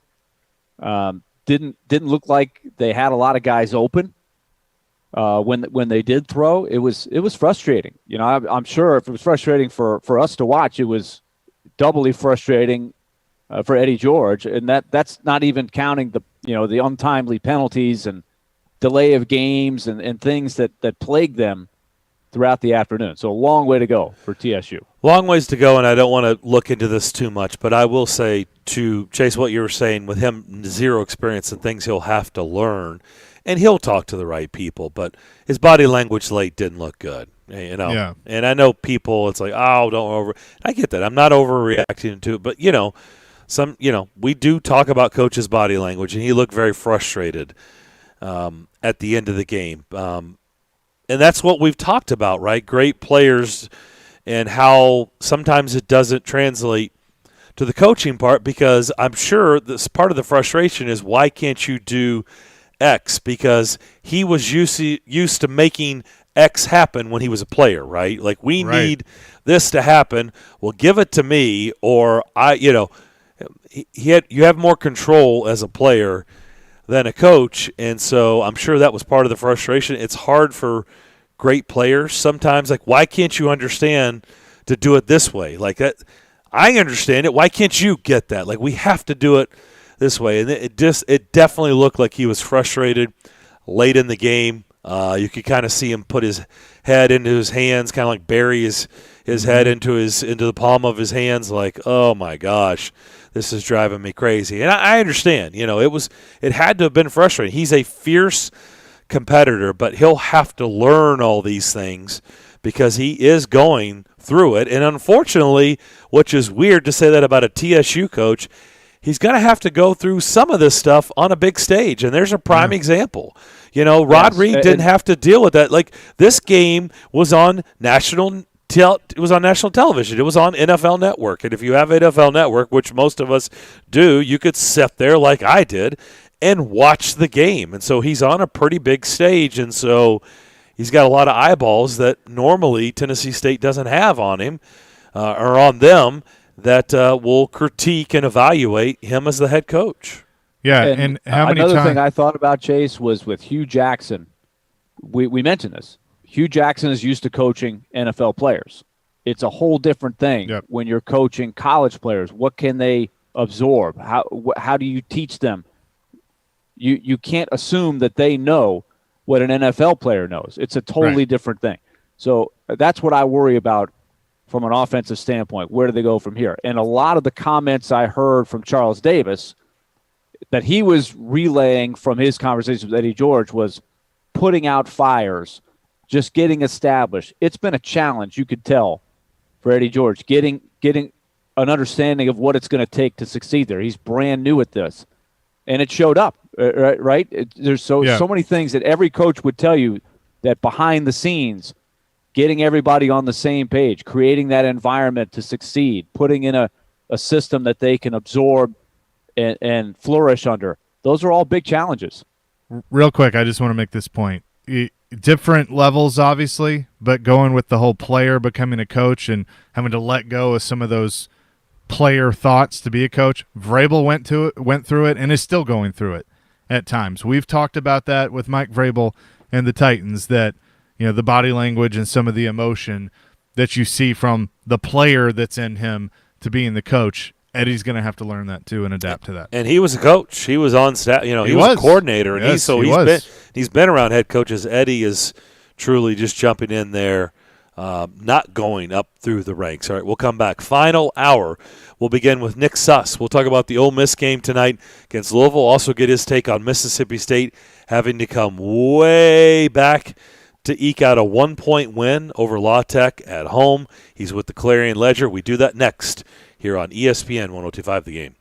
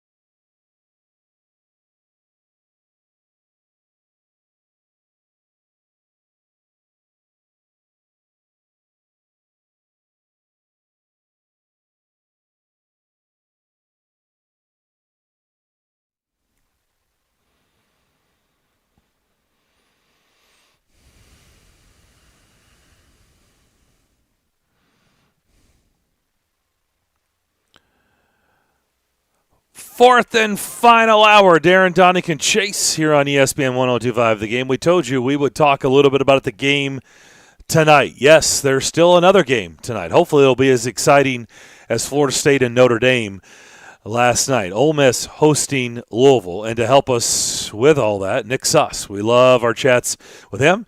Covers Ole Miss for the Clarion Ledger. Of course, we'll also ask him about Mississippi State kind of eking by in their game on Saturday. Nick, how you doing? I'm doing well, y'all. How are you? Doing fantastic. So a little primetime television on ESPN for Ole Miss, but they will be without their head coach, Lane Kiffin. He will not be on the sidelines. How much do you think that will affect them, or will it? Yeah, I wish I knew an answer to that, because it's so weird when you look at this last year of the list of coaches that have been absent from games because of COVID, and you can look at an example of, the Cleveland Browns won a playoff game without their head coach, and they're the Cleveland Browns. How hard can it be? And then you look at another team, Clemson didn't have their offensive coordinator in the playoff last year, and they got trounced by Ohio State. Maybe it is hard. I don't know. Every team's going to react differently to the adversity of not having their head coach. I think that if you're talking strictly from an X's and O's perspective, Lane Kiffin doesn't call the plays on offense or defense. Just from game planning perspective and execution perspective, I don't think things will be too different. But Lane Kiffin is renowned for his aggressiveness, for his gutsiness, and some of these coaches, less experienced, less willingness to kind of make those split-second decisions that are kind of second nature to somebody who's been a head coach at a high level for the better part of the last 15 years. It's obviously different, but I don't know. I think the biggest thing I'm going to be concerned about, or the biggest thing I'm going to be paying attention to, is when Matt Corral comes off the field after a good drive or a bad drive, who's going to be the one who comes up to him and talks about what he saw? When a player makes a big play or when a player makes a mistake, who's going to be the one that goes up to them and talks to them in the moment about how they should react? Some of that should be innate at a certain point. That's why you have an off season. That's why you have these 8-9 months of preparation. But until you're in that foxhole, until you're in that moment, I don't know who is going to be the person everything funnels through. And it's hard to know how a team's going to react. We had an interesting conversation with former Vanderbilt quarterback Jordan Rodgers, of course, SEC Network, now last week, and we got to talking about Matt Corral, and it's interesting. We got quite the reaction on Twitter. People either had really they agreed with him, or people went nuts, and I don't think a lot of people understood exactly what he was saying. So I think I will tell you what we thought he was saying. He was not saying that he was going to be the number 2 pick in the draft. What he told us is he said when he watches Zach Wilson, who just got taken number 2 overall in the NFL draft by the Jets, when he watched him on film at BYU and he watches Matt Corral on film, he says he basically said, what throw can Zach Wilson do that Matt Corral cannot do? When you watch Matt Corral, and like I said, a lot of people took it as he's saying that he's going to be the number 2 pick in the NFL draft. No, that's not what he was saying. He was saying, comparing the two, saying what can Matt not do that Zach can do that was taken number 2 in the draft. When you see him, what do you see, Matt Corral, and do you agree with Jordan Rodgers' assessment? Well, I'll start off with the caveat that I've watched a heck of a lot more Matt Corral than I have Zach Wilson so far. So I'm only going to speak from my perspective here, but Matt Corral's a darn good thrower. And everything I've seen in these last 3 years that he's been either the primary quarterback or primary passer at Ole Miss, he's a really, really talented passer. And I don't know if there are many throws that he can't make. And I think the thing that's most exciting when you watch him is I don't think there are very many throws he's afraid to make. You go back and watch a lot of plays against LSU last year where he saw a receiver in single coverage and just said, I'm making that throw. I trust my guy to make the catch. Now, the problem when you have that sort of gunslinger mentality and that sort of arm talent is sometimes you can improvise, and sometimes you can get out of the game plan and trust yourself a little too much, and that's what happens when Matt Corral throws 6 interceptions in a loss to Arkansas last year, or 5 interceptions in that loss to LSU last year. I mean, this is the guy who last year led the Power 5 led the FBS in total offense per game. No player in college football, not Trevor Lawrence, not Zach Wilson, not Kyle Trask, Mac Jones, none of these guys put up more yards per game, combined throwing and running, than Matt Corral did. He is incredibly productive, incredibly effective. He trusts his players. He makes good plays. What concerns me is when he gets out of the system. And he did such a good job last year of learning to play in the system. I compare that to 2019, where his big mistakes often came when plays broke down and he trusted himself a little bit too much. He kind of figured out, check down or tuck and run. He figured that out last year. I was really impressed by that. But I don't know. I think that it's a little premature to be talking Matt Corral will be this year's Zach Wilson. He'll be the guy who ascends into that top 5. But I can defend Jordan in saying he's not the only person I've seen make that take. I've seen NFL Network analysts say similar things about Matt Corral. I've seen ESPN analysts talk about Matt Corral as a sneaky dark horse Heisman contender. There's a lot of hype around him, and it's really justified. It's just he kind of does need to live up to that hype. Interesting. So with that being said, they needed 42 points to beat Kentucky last year. They put 54 on Vanderbilt. They put 59 on South Carolina. You alluded to the LSU game. They scored 48 and lost. They scored 48 against Alabama and lost by 2 touchdowns. So with that being said, everybody knows the other side of the ball has been the biggest concern. It's not about putting points on the board. How much was that addressed in the offseason? And obviously, it's not saying, are they going to be the number 1 defense in the SEC? Can they be a whole lot better than last year? How do you answer that? Yeah, I'll throw a whole lot of numbers at you here to answer that question, and I'm sorry in advance, but so last year Ole Miss was 126th out of 127 in total defense yards allowed per game, and I believe they were 117th out of 127 in points allowed per game.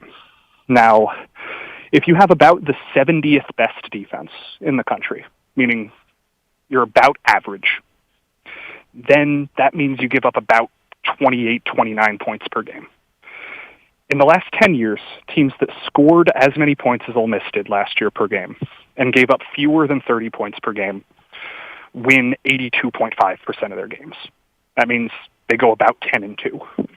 Ole Miss doesn't need to have the number 1 defense in the country. You're right. If they can have the offense they did last year, they need to give up about 4 touchdowns per game to genuinely contend.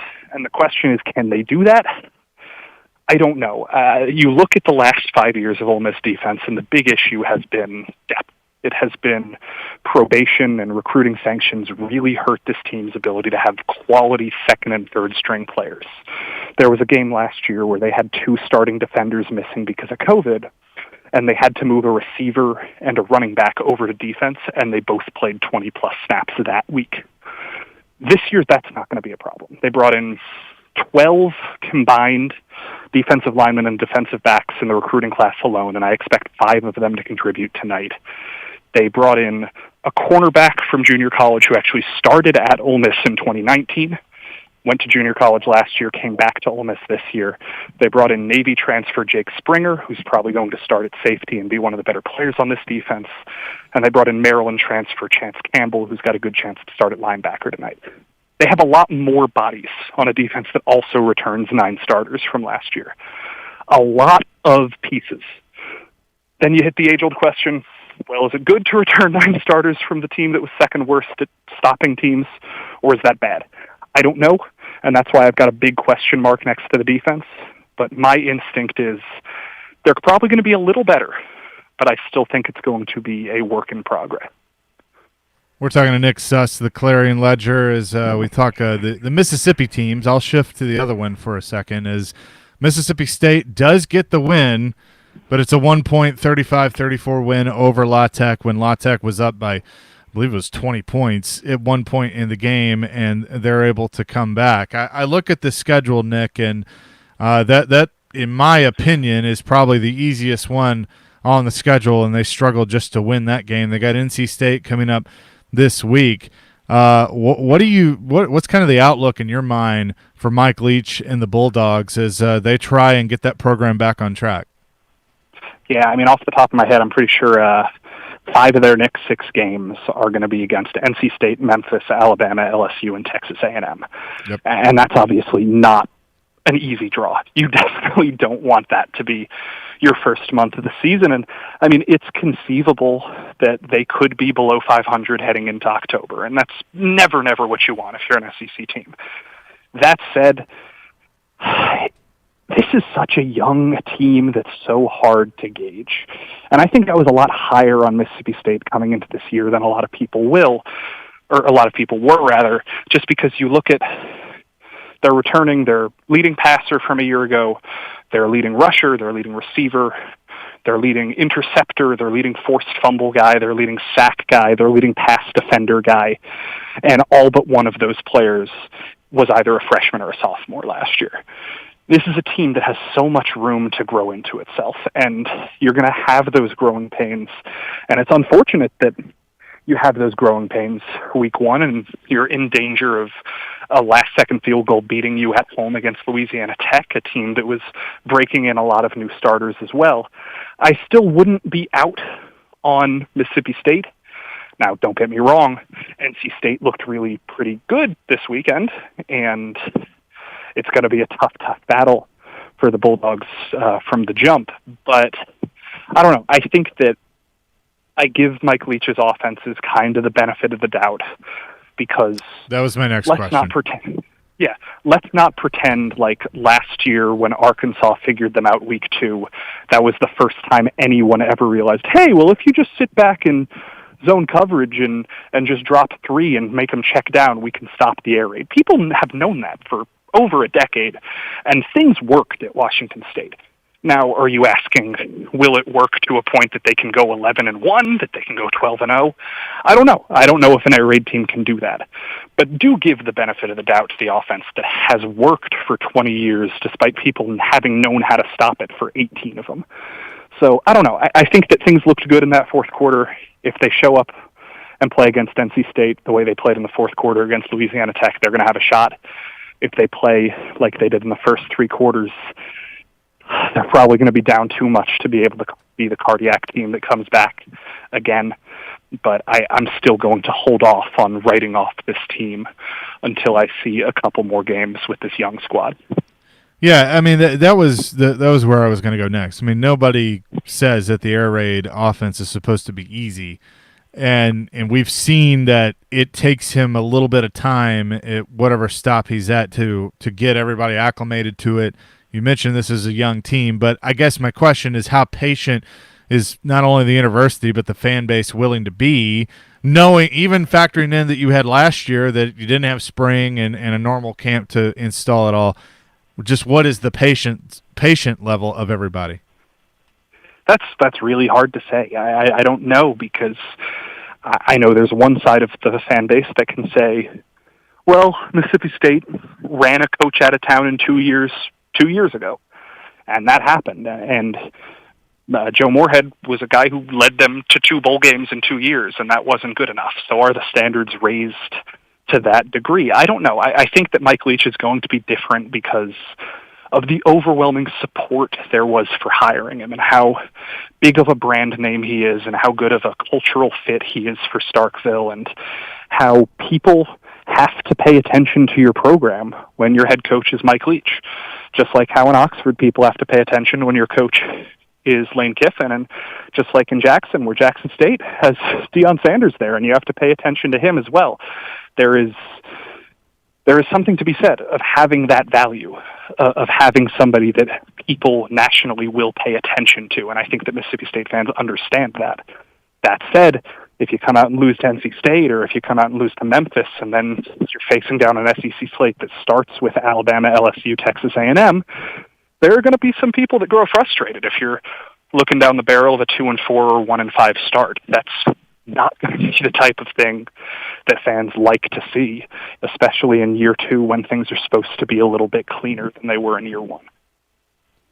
Nick Suss is with us. We're talking Ole Miss as they get ready for their game tonight, sprinkling on Mississippi State as well. Nick, just a big picture question for you. Give me your outlook on those 2 schools and the effect that Oklahoma and Texas will have when they join the league.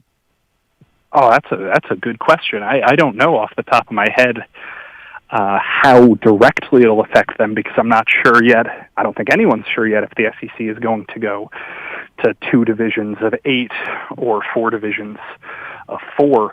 I think that if the SEC West becomes this mammoth that adds Texas and Oklahoma to it, obviously playing in an SEC West like that wouldn't be advantageous for anybody who is usually at the middle or bottom of the league, and nobody would want that football-wise. But I also think that there is a chance that if it goes to more of a pod model, I think that, like it or not, Ole Miss fans and Mississippi State fans might be treated to a little bit more of the realistic East. I mean, for years, Ole Miss has gotten to play Vanderbilt every year, and Mississippi State has gotten to play Kentucky every year. And Kentucky's obviously been a different program in the last 5 years than it had been for the rest of its history. But if you start having to rotate teams from the West and the East more, that's going to be a tougher schedule. And I don't think anybody would like to take for granted the not getting to play Vanderbilt every year part of things if you're Ole Miss, unless they're in your pot of 4, which who knows what that'll look like. So schedule considerations are always going to be tricky. But from a revenue perspective, Mississippi State and Ole Miss, it's no secret, are closer to the bottom of the SEC in revenue than they are in the top. So when you bring in 2 mammoth programs that are going to increase revenue for everyone in the league, schools that are closer to the bottom are going to appreciate that percentage increase in revenue sharing more than your Alabamas and Georgias and Floridas at the top that are already shoulders and neck and head above the have-nots in the league. So I think that's going to help. And if you look at other sports, obviously Mississippi is a huge, huge state for college baseball, and adding schools like Oklahoma and Texas to there can only increase the value of those programs. And you look at some of the other sports, women's basketball, you'll have a cool little rivalry thing with Mississippi State getting to play against its old coach Vic Schaefer again. A lot of cool little things you can pay attention to. But I think for the most part, it's just, if it's good for business, it's good for these schools. Nick Suss has been with us from the Clarion Ledger. Nick, always appreciate your perspective. Enjoy the game tonight. We'll talk to you down the road. Well, I am happy to do it. I'll talk to y'all soon. All right. Good stuff from Nick Suss as always. We'll take a break. As we keep moving forward on this Labor Day, we'll have plenty more to discuss on the other side. Let's go to Chase. Yes, let's do it, because I'm going to tell you how you can have a shot at an easy $100. This is what you need to do. Discover what winning feels like at my friends at BetMGM. I won some this weekend, and I know some of you that have already signed up, you did, but those of you still on the fence, pay attention. It's the best time to sign up for the King of Sportsbooks because they're giving you a chance to win an easy $100. All you have to do is register using the code 1025game100 and win $100 in free bets when you place a $1 moneyline wager on any college football game. And if either team scores a touchdown, you win. No matter what your gridiron game is, BetMGM is always ready for action. Enjoy innovative parlay selection builders, daily promotions, boosted odds specials, and more. Download the app or go to BetMGM.com. Use that code 1025game100 to win $100 when you bet $1 on any college football game and either team in that matchup scores a touchdown. It's only at BetMGM. New customer offer, paid and free bets. You must be 21 years or older, must be in Tennessee. Visit BetMGM.com for a full list of terms and conditions. For problem gambling support, call the Tennessee Red Line at 800-889-9789.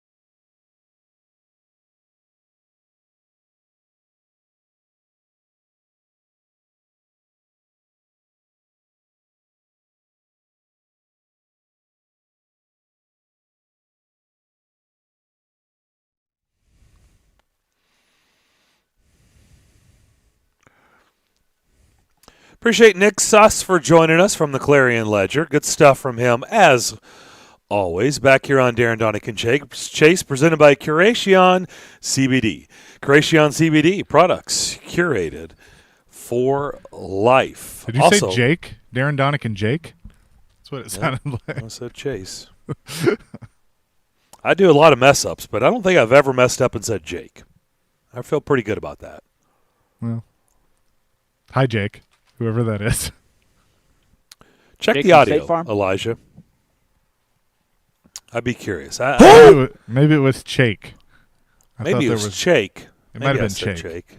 I don't think I said Chake either. Maybe you're thinking Shake because you want to Yeah, shake. Darren could be heading for his favorite restaurant for a shake after the show. It is Labor Day. Good old-fashioned Freudian slip there from Darren. Don't forget, this weekend, the NFL Game of the Week will be right here on ESPN 102.5 The Game, brought to you by Red Spirits and Wine in Bellevue. It'll be the Browns and the Chiefs. Coverage begins at 2:45 p.m. with a 3:25 kickoff. That should be a good one. I think it'll be a really good one. Browns and Chiefs. I think that's one of the more intriguing matchups of Week 1 in the NFL. Really? Mm-hmm. Because, I mean, all the hype on the Browns, but then the Chiefs, how are they going to bounce back after the Super Bowl loss? You know, you have Mayfield that's playing for a new deal. What better way to start that off by trying to beat the best in the business in Patrick Mahomes? You said Jake. It sounds like you said Jake. Really? Always back here on Darren, Daunic, and Jake. I think I said Jake. Maybe I said Jake. That sounds like, do it again. Always back here on Darren, Daunic, and Jake. Shake. It's shake. It sounds like I'm saying shake, which maybe I was thinking about a shake, and I said shake. That could happen. Jake and bake. Live radio, folks. Hey, we all do it. 4 hours a day. We just like to give each other a hard time. Sure. And I deserve that. Wow. Shake. That's kind of a first. I think Thursday night I'm excited. Yep. I think that's going to be a good one. I don't believe I'll tell you right now, I'm going to take the Cowboys in the points. Okay, good. Because that was what I was going to bring up. Because that's 7.5. 7.5. The hook to me is the deciding factor. If it was, then I don't think it matters because I think it pushes. Because I think this is probably a Bucks 7, a touchdown win. But that hook, I would say take the Cowboys. I'm right there with you. Curious to see what that line does. Yep, I like that one. I like Dallas and the points. I think it's got a chance to be a really good game. I think the game here is going to be fantastic. That is a great Week 1 matchup. I think Seattle and Indianapolis. I'm curious to see how that one plays out. Mm-hmm. Let's see. Pittsburgh, what else? Buffalo is 6.5. If it was in Pittsburgh, I would definitely say that one. But since it's in Buffalo, I don't know. I just don't think. The number being what it is, 6.5. Mm-hmm. That I'd say Buffalo, but I'll lay the 6.5. But that number is interesting. Mm-hmm. Dolphins, Patriots, I think has got real intrigue. Yep. Packers, Saints, gosh, I don't know. I mean, the Jameis Winston era begins. But does anybody really feel good about New Orleans in that game? Elijah, you feel good?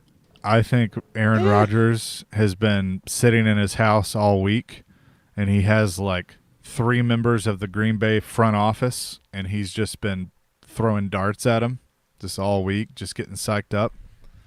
Got voodoo dolls. Yeah, he's got voodoo dolls. I think he and Devontae Adams are about to go to work.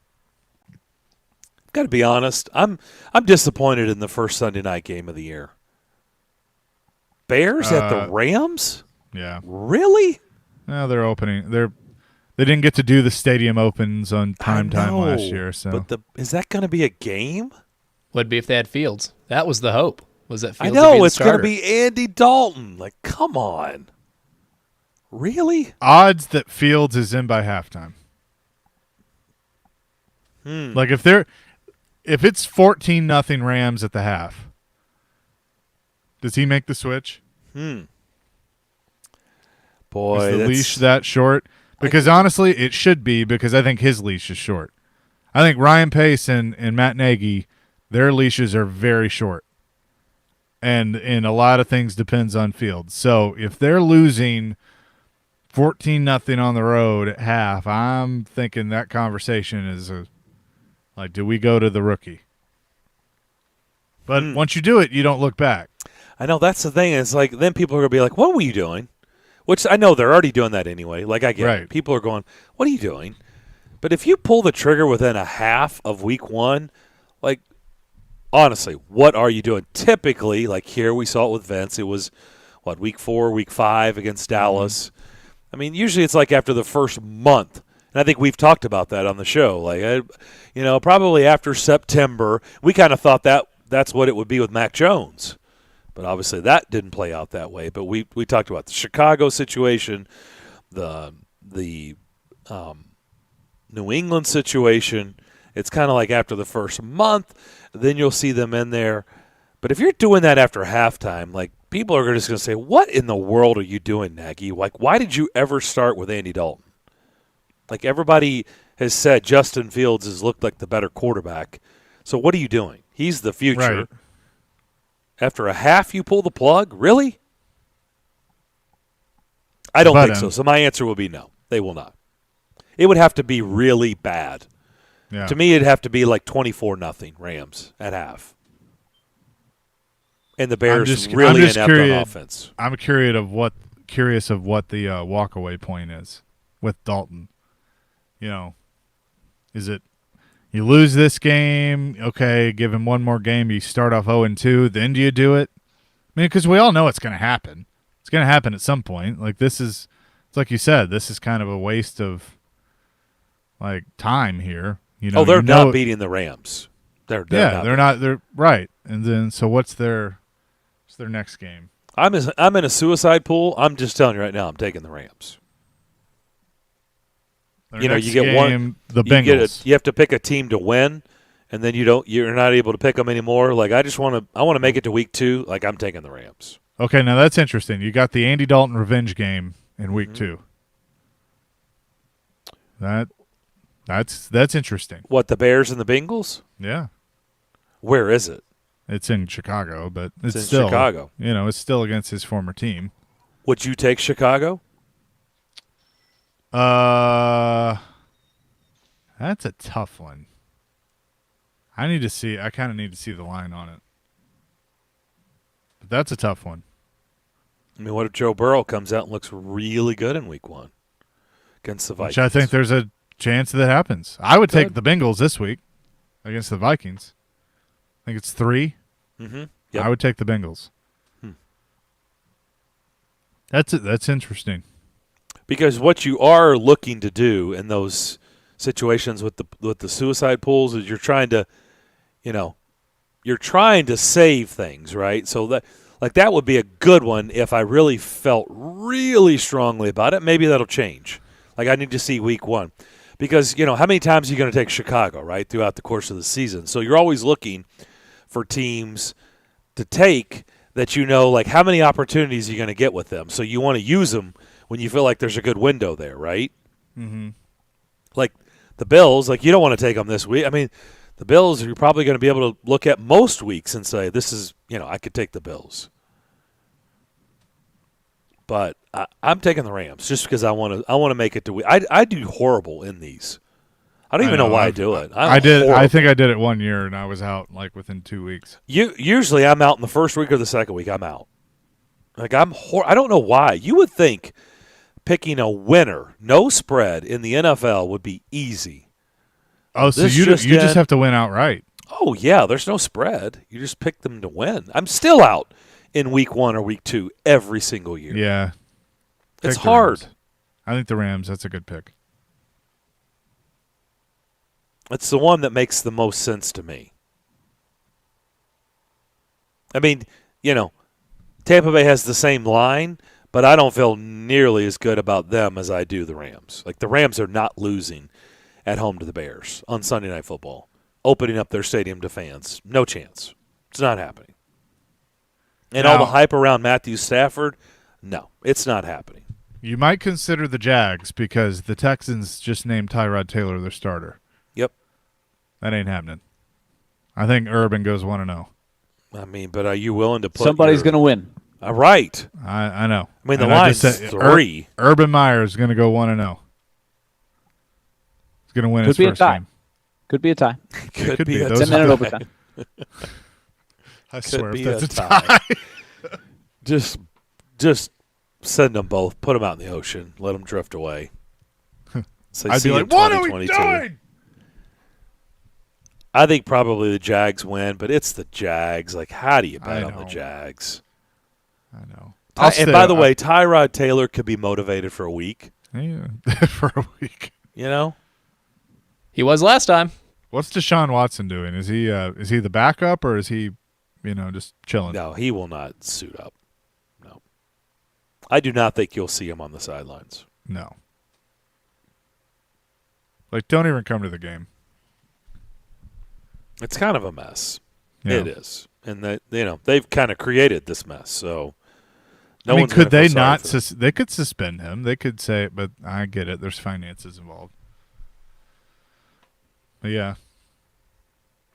I do think that the game here could end up being the best game on the docket this week. Yeah. I really Do we believe know it's on CBS. Do we know the crew who's doing that game?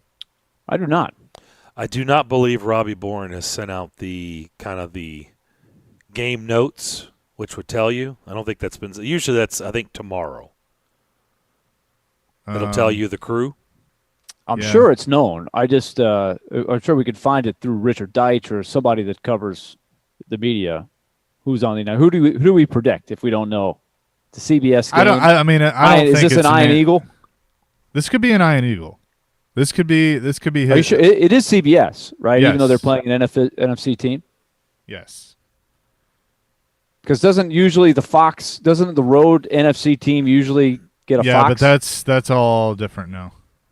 It's changed. So it is. I just looked it up. It's CBS. It's CBS. Okay. I feel like this could be an Iron Eagle kind of game. So here's the not question. the top game, but a good one.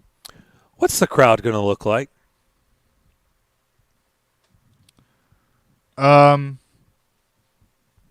think it'll be a sellout. Under 60,000. I have found it. It is Tom McCarthy and Tiki Barber. Wow, low crew. Yep. Who's the play-by-play guy? Tom McCarthy. Tom McCarthy. I actually think he's okay for a guy who's lower ranked. Who? I don't even know who he is. You'll recognize him. He did a couple of Titans games last year. He gets games when there are a lot of games. I actually think he's a solid announcer, but that's one of their lower teams. That's surprising to me. I guess that's the markets involved. But man, you would think for a team with the expectations of the Titans and a team with Kyler Murray that you would have a higher rung team in there. Yeah, that's surprising to me. So I mean, that's got to be their fifth. That's got to be their fifth or sixth team there. Over under 60,000. Over. Good question. I would like to think over, but I do think there's some hesitancy with some people going out. There's out of the habit of going out. You wouldn't know it from Saturday this weekend. Wouldn't notice that's the thing. The college games have been very. Did you watch Tallahassee last night? Was there any empty seats? Did you watch the Georgia Clemson game? Didn't see an empty seat in the house. Wisconsin's not an empty seat. Yep, outstanding. But we know the Titans fans have been a little different. You're not going to have a lot of Cardinal fans there. I'd like to think you would sell out with the expectations going on. I'm not 100% sure what it's going to look like, but I think it'll be a great crowd. It'll be close. Here's where the hesitation is, Willie. And let me go get the bottle of glue here, because that's basically what it is. It's the fact that people don't know if they're going to be able to get into the stadium to see the first quarter. It's the fact that they don't know if they're going to be able to get a beer and not miss, the second quarter. Was there issues at USA Canada? Apparently not. I think it was better last night. Okay. But I didn't see anything. But again, they have an event and there's issues, and then the next one it's fine, and then the next one there's issues, and I mean this whole thing going round and round and round. They had issues at the preseason game. That was Did they? Major issues. Major issues. Really? People missed the first issues. quarter. So I saw some pictures that were rough. They had one preseason game. One. Yeah, and they had major issues. Oh boy. It was the ticketless issue, right? You have to. Yeah. It's People- the ticketless issue, and it's getting through a more The gate. enhanced security, Yeah. which is fine. But like, come on, we've been doing this long enough. I mean, I won't get on my soapbox, but I still struggle carrying all this equipment in to do a soccer game and running it through a metal detector. I mean, like, just open the damn bag if you want to. Like, if you need to see in it, just open the bag. Like, I'll do it. Like, it's not that hard. Like, it's called a mic cable. That's what you see on the screen. It's not a wire. It's not a bomb. It's a mic cable. There you go. Keep it moving. But I get it. You got a job to do, but I think that's what's going to keep people from going. Is like, I'd rather sit, because I'll be honest with you, I've had 3 offers to go to this game as a fan. Tickets offered to me, and I'm going, Really? you know what? I'm gonna sit here and watch it at home. Because I don't want to deal with it. That's the reason you're saying no? Yeah, I don't want to deal. I want to watch the game. Like, Okay. number one, I'm a fan and want to watch the game. Number two, my job, I need to watch the game. So you think there's going to be issues? Yes. There's always something. Well, it is alarming because how many were at the preseason game against Chicago? Like, give me a break. Yeah. And now we're talking about, I think it's going to be pretty darn close. Like, I think 60,000, I think it's going to be close to a sellout. I do.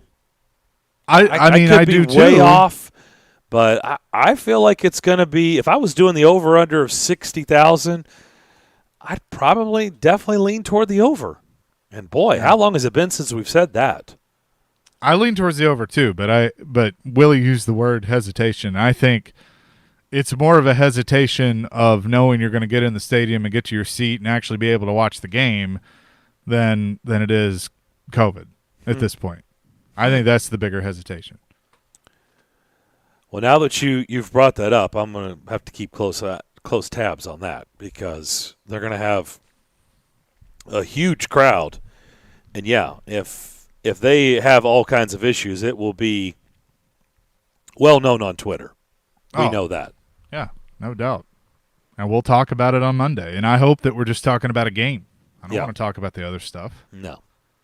I'm looking at the Ticketmaster website, and I still can't navigate this well enough to tell you how many of these seats are available on resale and how many are unsold to begin with, because we know there's a lot of people that are constantly reselling tickets, but there are resale tickets for virtually every section in the stadium.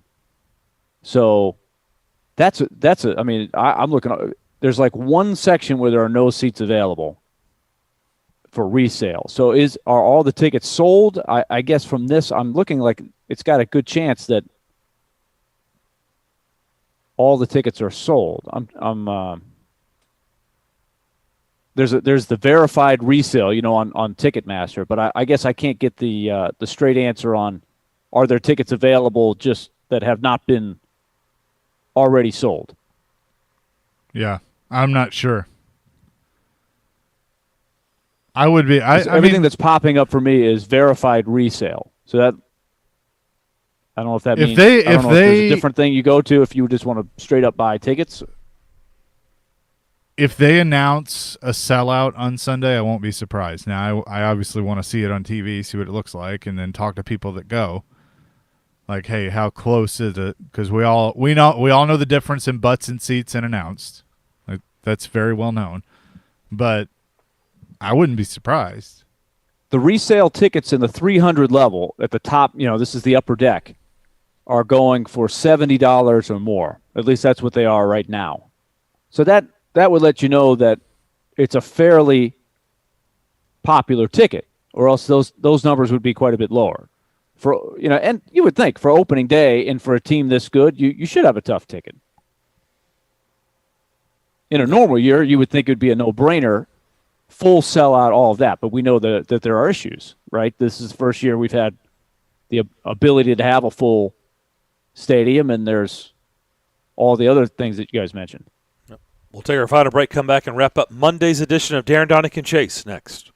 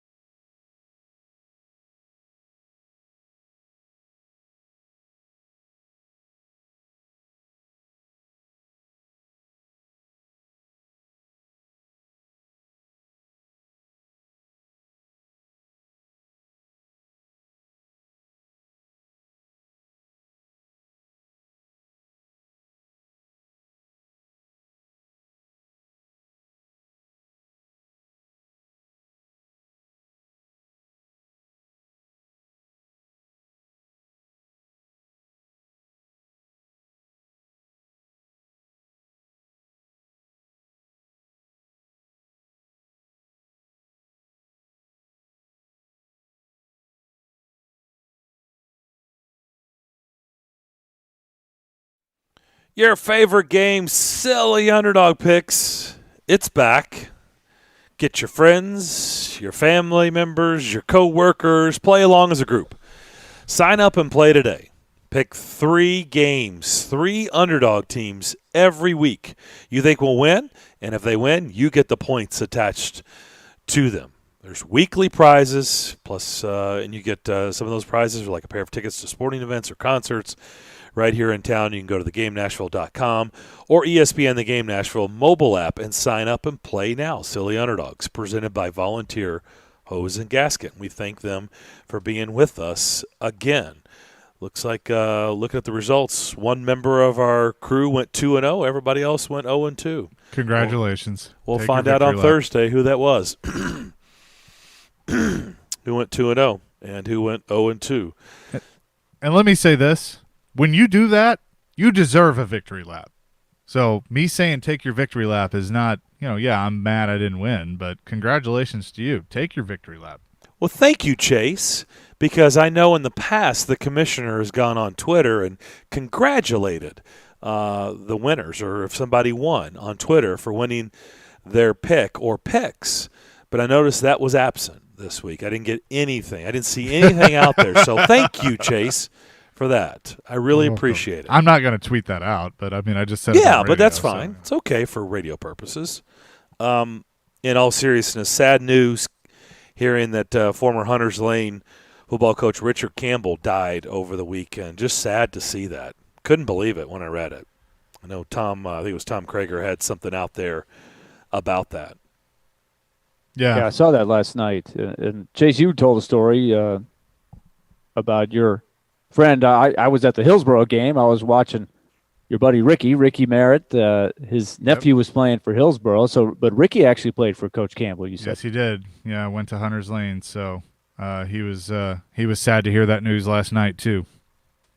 So he had some great Hunters Lane teams.